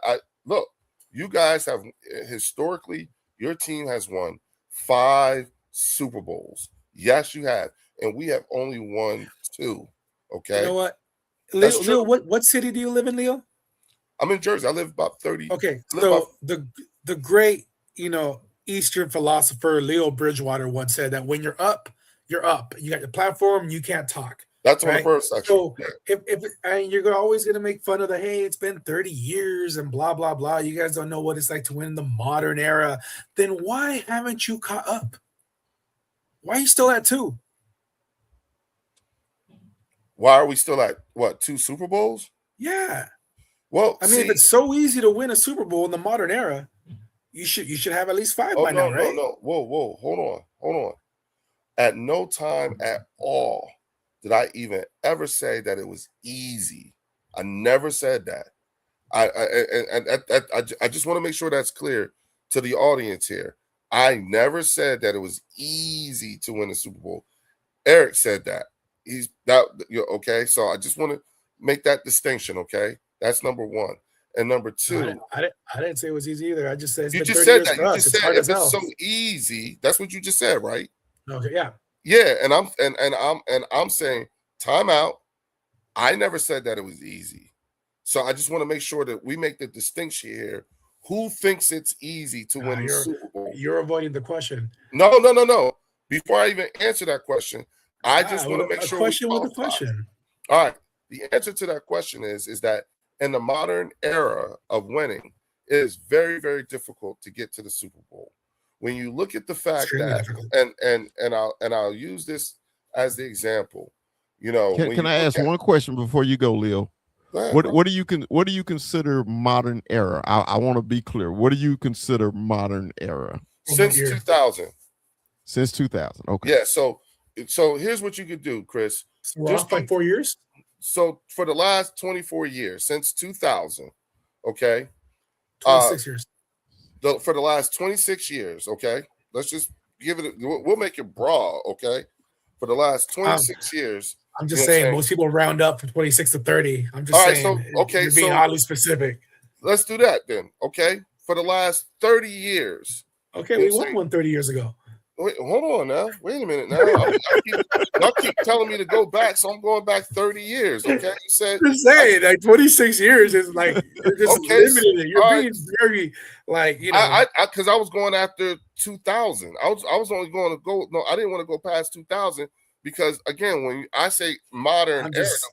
I'm just saying, I can't remember what happened in 2000. Like, I want to ask you. I want you to answer your question real quick. You said since 2000. So since 2000, the Dallas Cowboys had 17 winning seasons. 17 winning seasons. Winning seasons. Winning seasons. All right. How many trips to the NFC Championship? No. Now you changing your narrative. You said he's moving the goalpost. He's moving the goalpost. Classic. You said winning. No. Yeah, that includes that's when I'm talking about winning. I'm not talking about regular seasons. I'm talking about playoff wins. I'm talking trips to the NFC You didn't say Championship. that, Leo. You didn't say that. No. Moving the goalpost. No. Hold on. No. I'm not moving anything. You guys are trying to move the goalpost. I said modern era winners, meaning winning success in the playoffs. Success in the Super Bowl. I mean, you asked me. I'm going to say last 6 years. Say what? Last 6 years. If you're going to say modern era, what I would say with the rules in place, the style of football that's going on, I would say modern era to me would be last 5 to 6 years. Okay, so the last 5 to 6 years, who's ruled the NFC? The Eagles? Not the Eagles. The Chiefs? Chiefs? NFC. The Chiefs are AFC. Oh, the NFC. Oh, okay, no. NFC. Go ahead, Chris. The Packers. Go ahead, Chris. All right, so Niners. So you said for the last 6 years in 2020, the Cowboys went 6-10. So from 21 to 23, they 3 years in a row they went 12-5. In the last 2 years they won. Hold on. All right, you guys are just keeping it at the regular season, right? I just want to make sure I'm clear. But yeah, that's what the initial statement was. No, my initial statement is modern era winning football winners, modern era winners. That's us. You guys aren't even in that. Y'all don't even qualify for that. That's not the regular. When I'm saying, so you have to win a Super Bowl to be considered a modern era playoff. I told you. I told you it included playoff success, championship. Okay, so like the Baltimore Ravens, the Buffalo Bills. Wait, hold on. Playoff success, championship appearances, Super Bowl appearances, and wins. And those Super Bowl appearances is separate from Super Bowl wins. Just go back the last 10 years. Like you said, you want to round it up. Okay, let's do solid numbers. Take the last 10 years. Probably the Niners. NFC. Haven't the Niners lost like 3 in a row? No. Playoff success, NFC championship appearances, Super Bowl appearances, and Super Bowl wins. The last 10 years. Who's that in the NFC? Either them or the Niners or the Packers, probably the ones that I remember giving me the most heartache. So Chris is doing it now.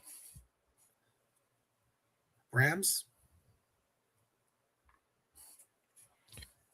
Well, the narrative though is like it's finding that hard, all that out on one. It's that hard. It's hard. Yeah, it's kind of hard. You don't like it. I know.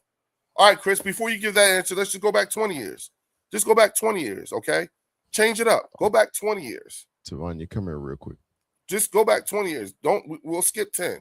Just go back 20, okay? Because you don't, like you said, that's a hard narrative. So let's just go back 20 years. Hold on a second. Sorry, my phone. It's okay. I'm sorry. All right, 20 years. Yep. Playoff success, championship appearances, Super Bowl appearances, and wins. Who's that for the last 20 years?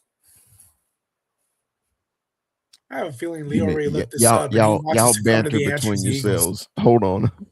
Do you know? I think Leo already looked this up, and he was like, he knows the answer is the Eagles, so he wants it to come out of our mouth. Is it the Eagles?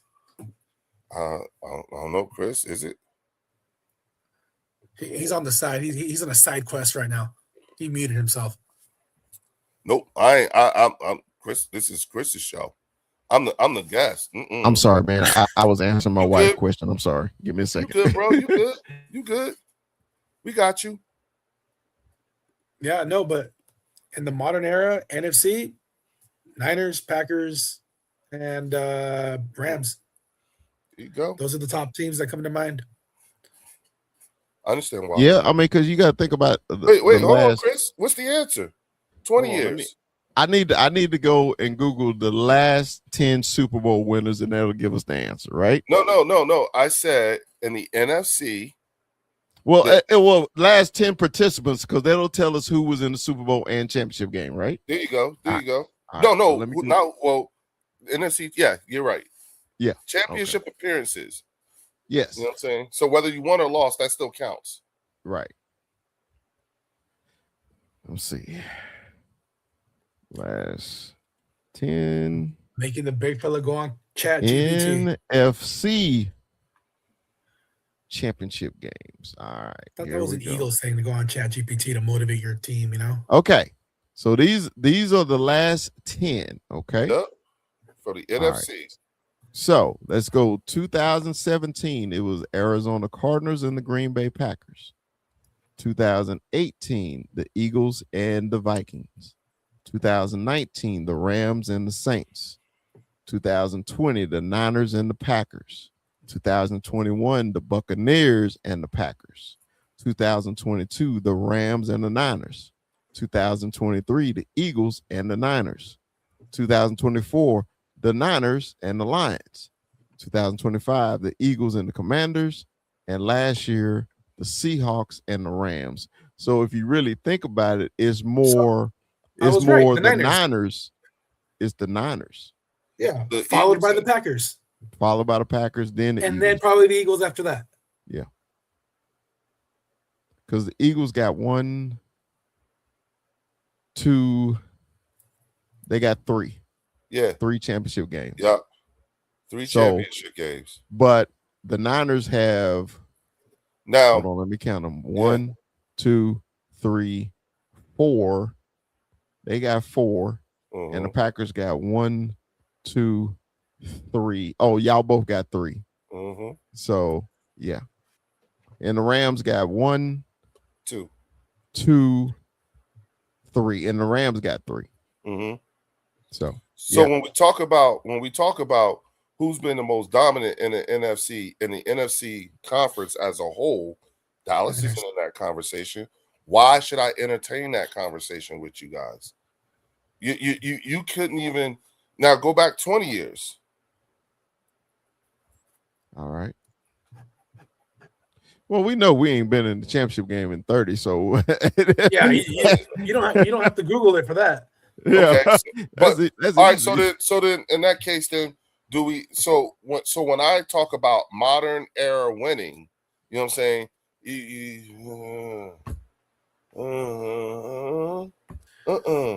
Dallas isn't even in the conversation. So why should even if we go back 20, y'all still you only gain one more game.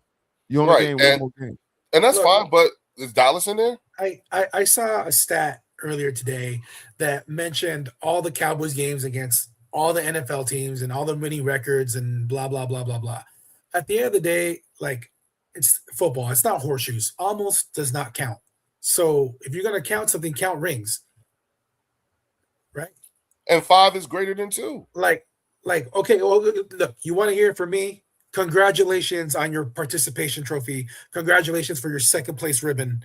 Or is that what you want to hear? Or what's like the point? I'll say this. I believe that was more of a prepared statement than an actual question.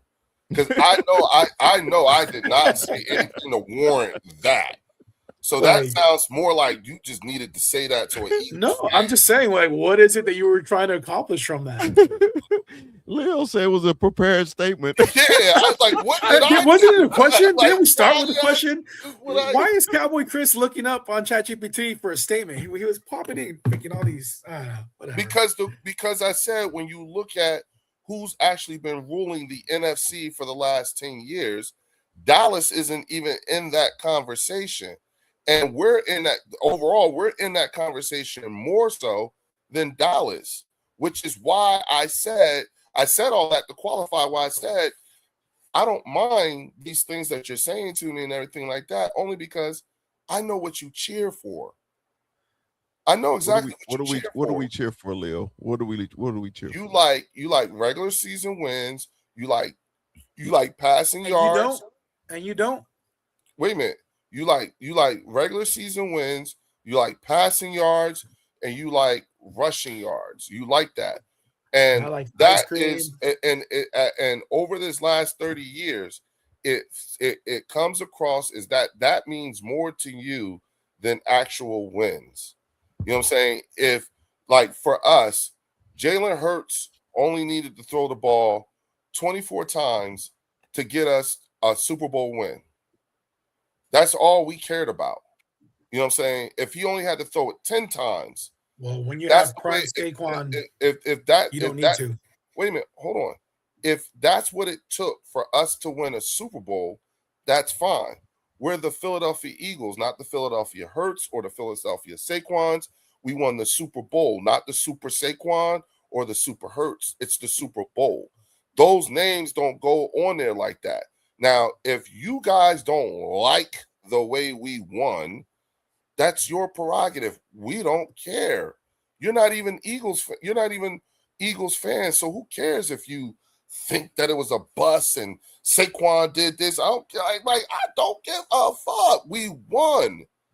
You want to talk about yards and your guy didn't throw it that many yards? Okay, but did we win? Yeah, bitch, I don't give a fuck. Y'all, you throw it at us and you say it, and we're just looking at you like, yeah, but did you win?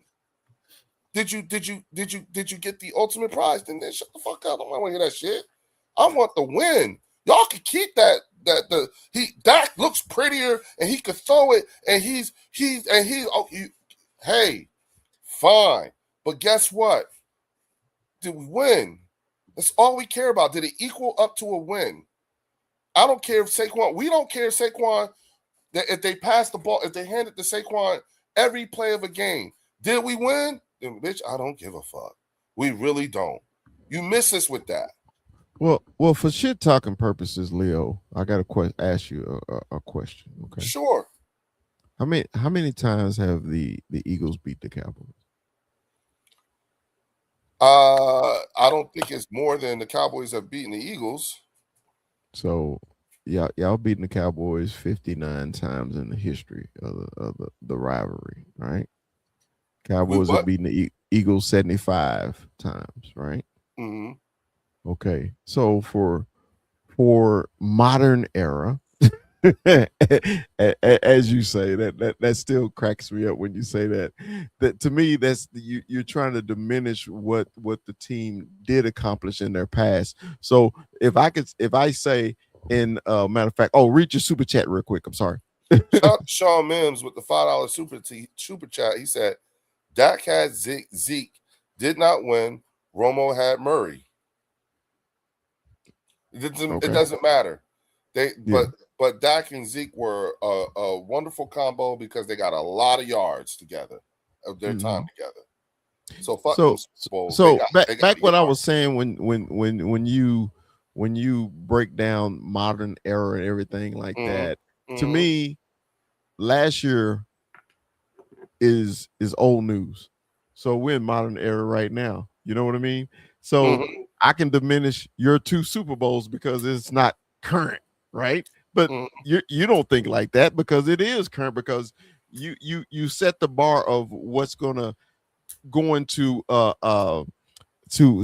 win your argument, okay? And as a Cowboy fans, how we think, we want the whole history of the thing, okay? And the reason we want the whole history, because a lot of other fans like to diminish what the organization has done, okay? And when you guys just started doing it, all of a sudden you forget the history. Oh, that's ancient history. Oh, nobody care about that. Now it's only about 2017 to now. Well, that's how people try to win their argument. I'm not the Cowboy fan that's always gonna say, "Hey man, we got more than you." I could care less how many. I didn't want you to have none of them some bitches, honestly. So I could care less how many you have, right? All I care about is when we have this discussion or we have this debate, don't diminish what my team has done, because I don't diminish the little championship y'all won in 1960 or 50 or 40. You won it. But So that's all I'm saying.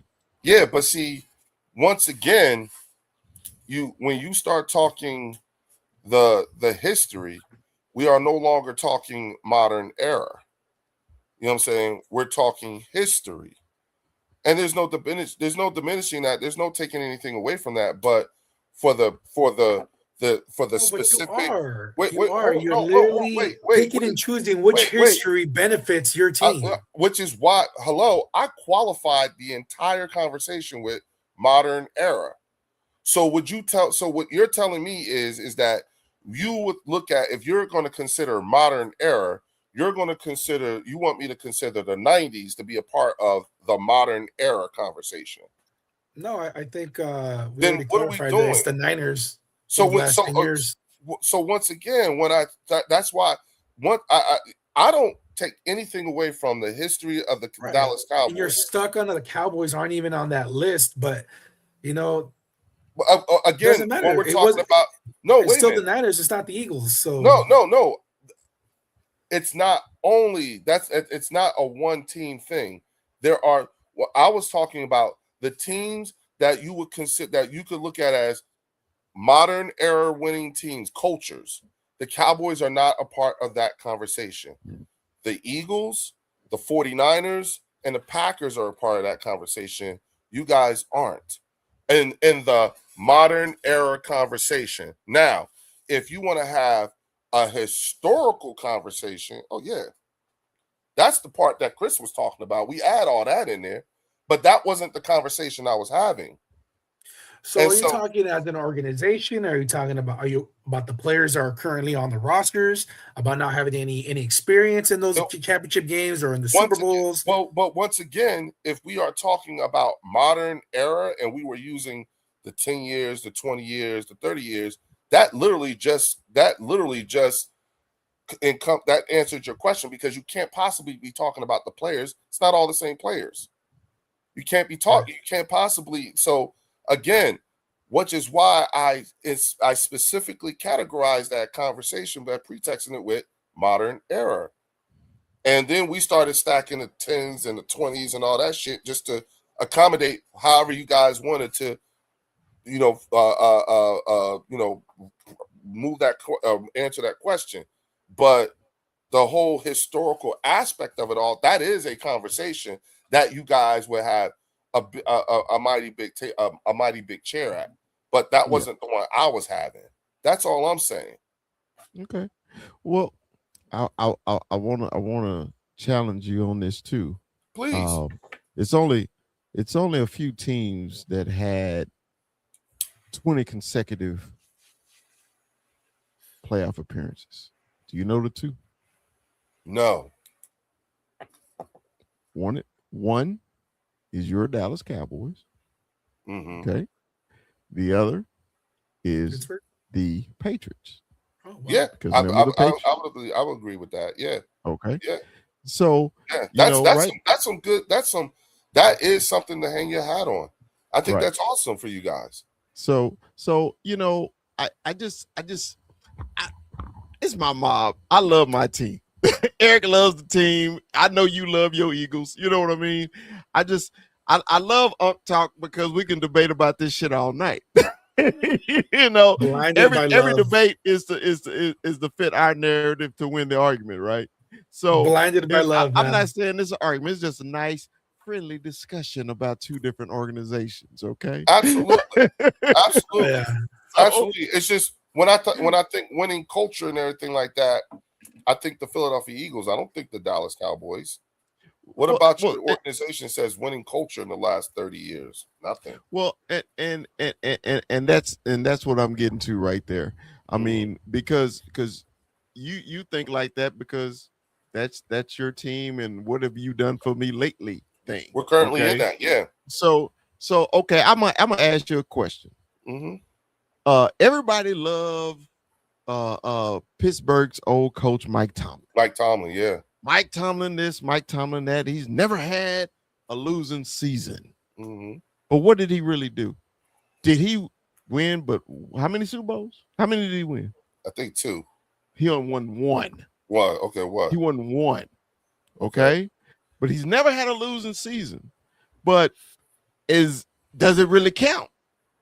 Because you never had a losing season, but but the goal is to win the Super Bowl, right? Yeah. Okay. So this is my thing. Why does the Steelers and Tomlin get that grace, but the Cowboys don't?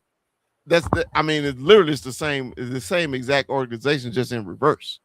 It's really the same. If you literally you think about it, but they give Mike Tomlin all the love because he's never had a losing season, but he's won 1 fucking Super Bowl. The Cowboys are the Mike Tomlin of the NFL. Yeah, not really, because the Cowboys haven't won a Super Bowl. Yeah, so it is what it is. I love football. I mean, like at the end of the day, you know what I'm saying? He's also rewarded his team with multiple trips to the playoffs. Not a whole lot of, not a lot of,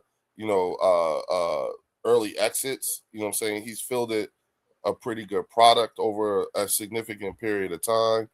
You know what I'm saying? So it's not it's not like he only won 1 Super Bowl. He's also done some other things in terms of playoff success. Yeah, I'm interested. Like, obviously, I mean, that's the only thing I could come up with.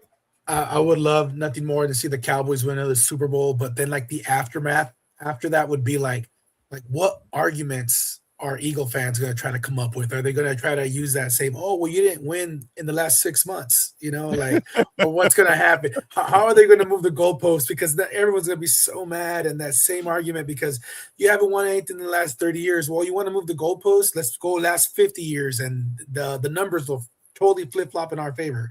So at the end of the day, let's just have a good season. Let's have some fun. You have been getting absolutely abused by Eagles fans. Boy, I mean, you got PTSD out the wazoo. Not really. I mean, last year, didn't we come back 23-0 and then ended up winning that game? What with that sorry-ass defense that we had last year? Yeah. And then there was that one game that Jalen Hoptua Carter spit on, and then that was a stupid game too. But regardless of it, we went 1-1 last year. If you want to go to last year, we're 1-1, and I look forward to playing you guys again this year. You do realize, like, for me, what this experience is like, because I'm sitting here and I'm listening to this guy tell me how shitty my team is and how they're going to do all this, how his team is going to do all this stuff. Leo, your team is shitty, Leo. You know that. His team hasn't won more than 7 games in the last 2 years, and I'm supposed to and be big moved. fella will tell you better than I can. This team, not the same team from last year. It is not. I think you guys have gotten better. We have like 2 or 3 guys in our defense that are coming back. I think you guys have gotten better. We had like a 75% turnover. Hold on. I think we went out there and replaced so many guys. I think you guys have gotten better. I think the Christian Parker hire was a good Christian Parker, BT Jordan. You know what I'm saying? I think that the only question mark I have about the Caleb Downs pickup is, all the talk of him being the next Ed Reed or Rob Woodson. He's going to be the first Caleb Downs. And, he said it himself. Hold on. Please allow me to complete the thought. You know what I'm saying? I think that, I think a lot has been put on this kid, especially since you don't even know how fast he is. You know what I'm saying? Like, he didn't run at the combine. He didn't do any of this stuff, you know what I'm saying, at the combine. So you really don't know. But I do think that some of the other pickups, I think the Quinnen Williams signing last week was a smart move. I do think that, and I think that your defense is, I think your defense is going to be, is in a multiple years rebuild, but you're trending in the right direction. Now, that being said, I don't think that your better than us. You still, I mean, you got a long way to go. All I heard, Leo, was that you're upset that we won't let you look under the hood. And if you want to find out how fast Caleb Downs is, you're going to have to race him. That's all I heard. That's fine. That's fine. Which is why I'm looking forward to playing you guys this year. Yeah. Twice. Yeah. Okay. And it's going to be fun. I think you're looking forward to playing us twice more than we are. So many unknowns. Oh, yeah, of course. We said ourselves, we got a new defense. We got a shiny new toy, and we can't wait to test it out. Same thing with us on our offense. We got a new offense, shiny new toys, and can't wait to test them out either. We're going through the same thing you're going through. Hey, Ivan want to know why I'm holding the stick. I say, man, this is my walking stick because we're gonna walk all over that eagle ass. Just gonna walk over. hey, you know, Leo, we was talking about that old man shit, right? I got a quick story about this stick. I'm sorry, I'm gonna get off topic real quick. Let me get off topic real quick. Moses called. He wants his stick. Let me get off topic real quick. Couple weeks That's ago, the same one he parted the Red Sea with. A couple weeks ago, it was the wife's birthday, right? So we drove down to Portland. She wanted to go to this waterfall tour. Okay, so we go to this waterfall tour, and we was taking the tour. It's like a little trolley bus, and you can go around and you can hop on, hop off to see the waterfalls, right? So it's one that was a little hike, right? And I told her, I said, well, if we got a hike, I said, I need to get me a little walking stick. And so she's laughing at me, right? Your old ass, you getting the walking stick? I said, yeah, I'm gonna get a walking stick, blah, blah, blah. So we get to the waterfall. The waterfall was a mile straight downhill. Okay? Oh Lord. No steps. It's a trail going straight downhill, a mile, Lord right? have mercy. So we see the waterfall, and the whole time I'm thinking, I gotta walk my big ass back up that hill for a mile, right? So while halfway down, guess who wanted my walking stick? Yeah, my wife. You're a good man. I say, man. I'm not too old now, am I? You have my little walking stick. So, but no, man, I keep it. I'm gonna probably, if I need to go to the Eagle game, I have to take it with me. And, put a bunch of stars on it. I don't think they'll let you walk in with it. You looking like Gandalf the Salt and Pepper right now. Thank you. Hey, I'm gonna give y'all some blessings. And yeah, thank you. Well, listen, guys. Hey, what time is it in New Jersey right now? 1:07 a.m. It's 1:07. And I'm assuming most of your people that are on this chat, they're probably from Philadelphia on that side too, 1:00 in the morning. So I'm gonna say goodnight to you guys, and then I can only assume all those unemployed Philly fans out there that are still watching at this point, because God, can't go to sleep. I mean, it's 1 in the morning, and they're trying to fight at me. I'm not even reading the comments anymore. Remember what he said, y'all. Assumptions. So you know what happens with assumptions? They make an ass out of you and me. So let them. Well, at least we're in it together. At least we're in it together. No, we are not. We are not the same. I just want you to know that we are not the same. You and me. No, we are not the same. No, no, you could not. All right, well then use a different analogy. Yeah, you would not. You don't deserve. Anyway, good night to all you guys. I love you guys. All right, Boots. We'll talk to you later. I would love to come on your show sometime.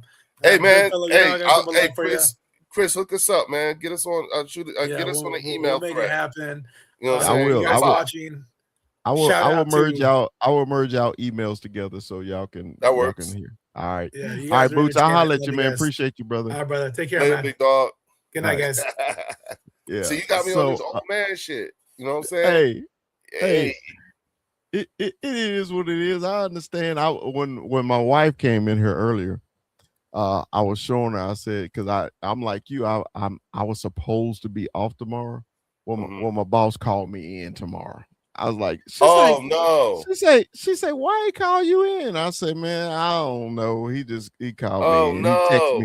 He texted me, say, hey man, I need you to start your new schedule, blah, blah, blah. So can you come in tomorrow? So I was like, I'm still doing my show. So we still gonna rock it, man. Hey, I do have to give you your people props, man. Your people on the bird section, man, they are off the chain. I love each and every one of y'all, man, because I love reading y'all comments, man. Like Leo said, man, y'all are a vibe. I love Yeah, y'all vibe. And man, yeah. all this is It's two about this. shows. Yeah, It's this two is this shows. It's all this the is chat about, and man. So us.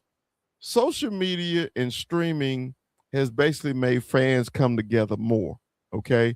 Because before we only used to see each other at the games and at the tailgates and stuff like that. Now we can see each other as much as we want Hold because on, we can Logan. Don't stream. leave yet. Hold on, Logan. Don't leave because I'm gonna tell y'all something. I got something for the birds section. But go ahead. Yeah, go ahead. Go ahead and tell them. Go. So, for everybody from the birds section, Chris, I don't know if you are aware, but we lost a very significant member of the bird section family last week. Okay. Our biggest panel guy, number one guy, Fells. He passed away from a heart attack, and Oh man. I actually found out about it while we were live, and so Was that the cat that was on there when I was there that has the camera? yeah, my brother, yeah, yep. Him. Oh Yeah, man, what happened to Fells, bro? yeah, man, he had a heart attack, man. You know what I'm saying? Oh man, that was my man, bro. Yeah, Oh man, I'm yeah, sorry to hear that, man. Sorry yeah. to hear that. We've been dealing with it, and Art, it's gonna be a call in. Yeah, I'm gonna do it. But the thing is, for me, what I did was I started a GoFundMe for him and everything like that, and it turns out his son watches the show, and two of his sons watch. So they've been keeping their mom, in up to date on what's going on. And so I'm gonna do a live stream tomorrow. Okay. And I'm gonna have a bunch of the other content creators come in, and we try to share the GoFundMe for his wife and his kids and stuff like that. And then next Friday on the 28th is his actual funeral. And it's going to be live streamed. So I'm going to live stream the funeral on the bird section. And I'm actually going to attend and speak at his funeral. You know what I'm saying? Just say a few words on behalf of the streaming community, and then also have the GoFundMe on there too. Right. So that folk could, you know what I'm saying? Because I know there's a lot of people who really wish they could be at the funeral. Now they can. You know what I'm saying? And his wife has been sending me messages just to tell everybody, because like I said, her sons are watching, and so is she. And the outpouring of affection for Fells has been overwhelming, but it has provided some comfort. You know what I'm saying? Yeah. She's, like literally, dog, today makes day 7. Wow. You know what I'm saying? And so, she's, like any grieving wife has gone through the different range of emotions and stuff like that. And so for us to be able to provide,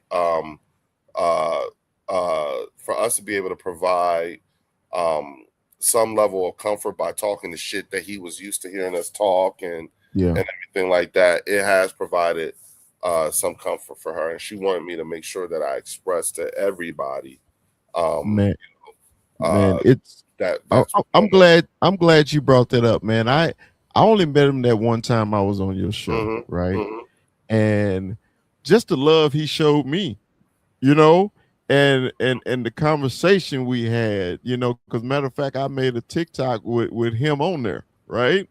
And I was just like, okay, man, I loved his voice, I love his demeanor, right? It was so East Coast to me, everybody know I got that Southern twang, I got it. I don't even try to deny it, right? I'm from the South, but every time I heard him speak, I was like, man, that's so East Coast. I love that East Coast. I love it. That twang. He was just so smooth. He was so smooth with everything he said. I just added the GoFundMe to the chat, so everyone, if you want to, I see it. I see it right there. And I will be going live tomorrow. Yeah, I'll be going live tomorrow at 9. You know what I'm saying? And I got everybody coming in, just to, broadcast it to their channels and stuff like that. But more so, now that I know that the funeral is actually going to be live streamed, I think that'll be the much larger event to really go hard with the GoFundMe for his wife and his kids. You know, and Man, so God bless him, man. yeah. God bless his family and everything, man. I really hate to hear that, bro. God, I Yeah, hate to hear man. that. It you know, it and the crazy part is that, and I've been telling people this, you know, like me, Fells, Warren, and Drew, the four of us are on a group chat, right? Mm-hmm. And we literally pretty much hear from each other at least once or twice a day, either by group text, you know what I'm saying, or a phone call. Okay. And so I would normally hear, like, if I wasn't busy or he wasn't busy, we call each other, talk or whatever. And come to find out, I think my last text message from him was the day before he died. And then my last conversation was 2 days before he died. So, you know, and so when we went live and he wasn't there, we were like, oh, don't worry, you know, Fells, he's busy. I know he said he got something to do and da da da da. I wasn't paying attention. You know, it wasn't no thing, you know, it wasn't you know, I just talked to him. So I knew he was all right in my mind, you know what I'm saying, at that time. And then his wife had texted me and told me that, you know, the hospital had released his article, the clothing he had, like his personal effects. Yeah. And in his personal effects was his cell phone. So when I was texting him, or when Drew or Warren was texting him, his phone was dinging, ding, ding. You know what I'm saying? Right. And I had, you know, I called him, you know, and left him a message, and then I sent him the StreamYard link. And that's when she was like, you know what, let me text him and let him know what's going on. So I was live when she did it. So I had the camera because I wanted to make sure I read it right. And then I called her immediately. And she and I talked for about a good 20 minutes. You'll see it on the live. And then I told her, I said, look, I'm live right now, so I'm going to break it to the guys. But me and you going to talk later. Da, da, da, da. Thank you for letting me know. Yada, yada, yada. And then I came back on camera and had to tell everybody and try to push through the rest of the stream while I was processing that Fells is no longer here. And I just got the message. So, you know, and then I spent like the rest of the week, you know, like informing people, you know what I'm saying? And there was a number of people who just didn't even know. Philly 500 didn't know. Angry, like the night I found out Angry was live, someone went on Angry Cowboys channel and told him that Fells died, and he shut the show down and came straight over to the bird section. Right. So it was just like, it turned into one of those things where as the word was traveling, whoever was live, and mind you, King DV was on my stream. There was a few people on it at the time, you know what I'm saying? So, and then Warren popped in later on some, what's up, everybody? Yeah, we good. Da, da, da, da, da. And it was like, oh shit, Warren, you don't know. He was like, no, what happened? And I told him, and he had to process it right then and there too. It was like, bruh, this has been like for all of us, you know what I'm saying? You know, for the bird section, you know what I'm saying? We've been, you know, like, that's why I'm loving I'm not, you know, first of all, normally when we're doing the show, like especially if I'm the visitor, I don't have the comments on. I don't need them to be on because I know how the chat is. You see what I'm saying? So I just let it go. You know what I'm saying? And then I just can concentrate on the panelists, because if you get caught up in that chat, you will go down that rabbit hole, and before you know it, you're like 20-30 minutes in. That the chat is a trap. Yeah. You know what I'm saying? Especially for the bird section. You know what I'm saying? And I'm proud of that. You know, I want to do a comments award, annual comments award. Somebody who said something that was so outrageous or funny, you know what I'm saying? Like that type of shit. Because that's how lively the chat is. You know what I'm saying? I'm gonna come up with something. Yeah. But man, look, man, Jesus, I know how it is, man. I lost two loved ones this year. I lost my mom in April and lost my brother in May. So I know how it is, man. It really sucks. And I'm sorry, I lost three loved ones and my wife's aunt in early May. So Wow. I And the hard part is talking about them in the past tense. yeah, That's the part that's hard. yeah. And man, real quick story about my mom. You know, she was still living in Texas, and you know, I like I hadn't seen mom since Thanksgiving. I'm kind of missing her, and we talked all the time. But I said I need to run down to Texas to put my eyes on her, and I went to Texas. And man, we went out when I got there. Man, we hung out all day, went to lunch, and laughed and joked like we always did. Spent the weekend with her. Got to see my brothers and everything, and other friends. And I flew back to Seattle. As soon as I landed in Seattle, I get a phone call saying I need to get back to Texas. Okay, my mom had had a massive stroke, and Wow. I got back there, and mom lasted for a week. And I, you know, it's always something, man, a spirit, whatever you believe in, is telling you something, right? Mm, So that whole time, that spirit kept telling me I needed to get to Texas. I needed to mm, get to Texas. I needed to get to Texas. And I got there in time. So me and my mother had our time together. You know mm, what I mean? And it's special to me because I would always post little videos of me and her on Facebook, mm, right? Because we would always go to lunch together and we just be silly like we always were together. mm, mm, And people said, Chris, I just saw you two laughing and joking on Facebook. I said, man, life changes just like that. like that. Yep. Just like that. Yep. Yep. So, you know, I feel you, man. I hate to end the show on that, but man, look, it's like this though, Leo. It ain't never too late to tell somebody you love them. Mm, It ain't never too late. It mm. ain't Oh, never. listen. Yeah. That's the thing. I do draw comfort in is Mhm. knowing that the last time me and Fells talked to each other, we was laughing. I remember now because he was laughing at me at how baked I was on FaceTime. We were FaceTime and I was high as hell. Mhm. And I was telling about something I was the weed I was smoking, and he was cracking up. And so for me, my last frame of reference of him was laughing at me. You know what I'm saying?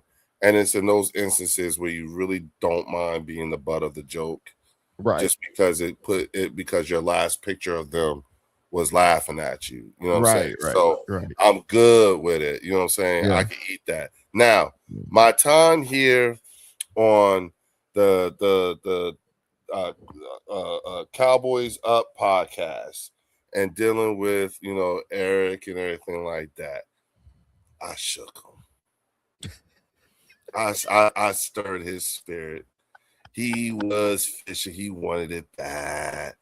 He wanted to say that stuff, and it's not working. He's not Right. getting angry. Even when I say these things, it just doesn't. You know what I'm saying? You see, Yeah. Chris. You see what I mean? Right. Like you see, like there's the difference. You know what I Right. mean? There's this sudden realization that we are really not the same. I hear you. You know what I mean? 20, you've beaten the Eagles 40 of the last 50 meetings, and you're 122-13 all time. Cool. I think that's a great stat, and it is something that is that's a flex. You know what I'm saying? It's just not at the kind of flex that you think it is. Shout out to at Snowball64 with the $10 super chat. He said, Eagles fan, but I love both of you guys. See, Appreciate you. my people's is good, man. Our people's is Appreciate you. good. You know what I'm Appreciate saying? you. Appreciate you, Snowball. Thank you. Mhm. But yeah, you know what I'm saying? I just want you to know, dog, like it's just one of those things, like, tell Eric you gotta ice up. You gotta come he gotta come so much better than that. I stretched his ass. He had to get off. That it did not go like he thought it was going to go. So just let him know. Just ice up, prepare a little bit more. You know what I'm saying? I thought he might have thought it was something casual, but I'm different. I'm gonna give y'all each other a number. I'll let y'all go at it. Yeah, I'll tell him come on to the bird section. Come on to the bird. So If he was bugging off the chat, what you think gonna happen when he come to the show? right. Come on, Chris. So you know, I normally give final words on my show, but I want you to do it, man. Give me your final words, man, so we can get out of here and honor our man Fails, man. Absolutely. So listen, everybody. Tomorrow night on the bird section, we're gonna be doing like a joint live stream with a bunch of content creators, to come on through, and express, their feelings and emotions towards Fells, and also promote the GoFundMe. Again, y'all, if you look right here in the chat, I just put it in the chat. Appreciate you, Snowball 64, gifting the 5 memberships to the bird section. Oh, you know what I'm saying? Welcome to the new 5 members of the bird section. Looking forward. Hopefully, you want to stay. That being said, tomorrow we'll be doing a joint live stream. The actual funeral will be on Friday, August 28th at 11 a.m. I will, in fact, be live streaming it from my channel, but I will also have the direct link to the funeral home. So if for whatever reason something happens and I lose connection on my channel, within the description will also be the link for the live stream as well. So I will have all that together tomorrow. Again, I'll repeat all this tomorrow night at 9 p.m. Eastern Standard Time on the bird section. And thank you so much, Chris, and the whole Cowboys Up family for allowing me this platform to be able to spread the word about our brother Fells. Man, Command Sergeant Major. No problem, man. Rest in peace, Fells. Well, like the big fella always says, Dallas Cowboys for life. We'll see y'all next time. Peace.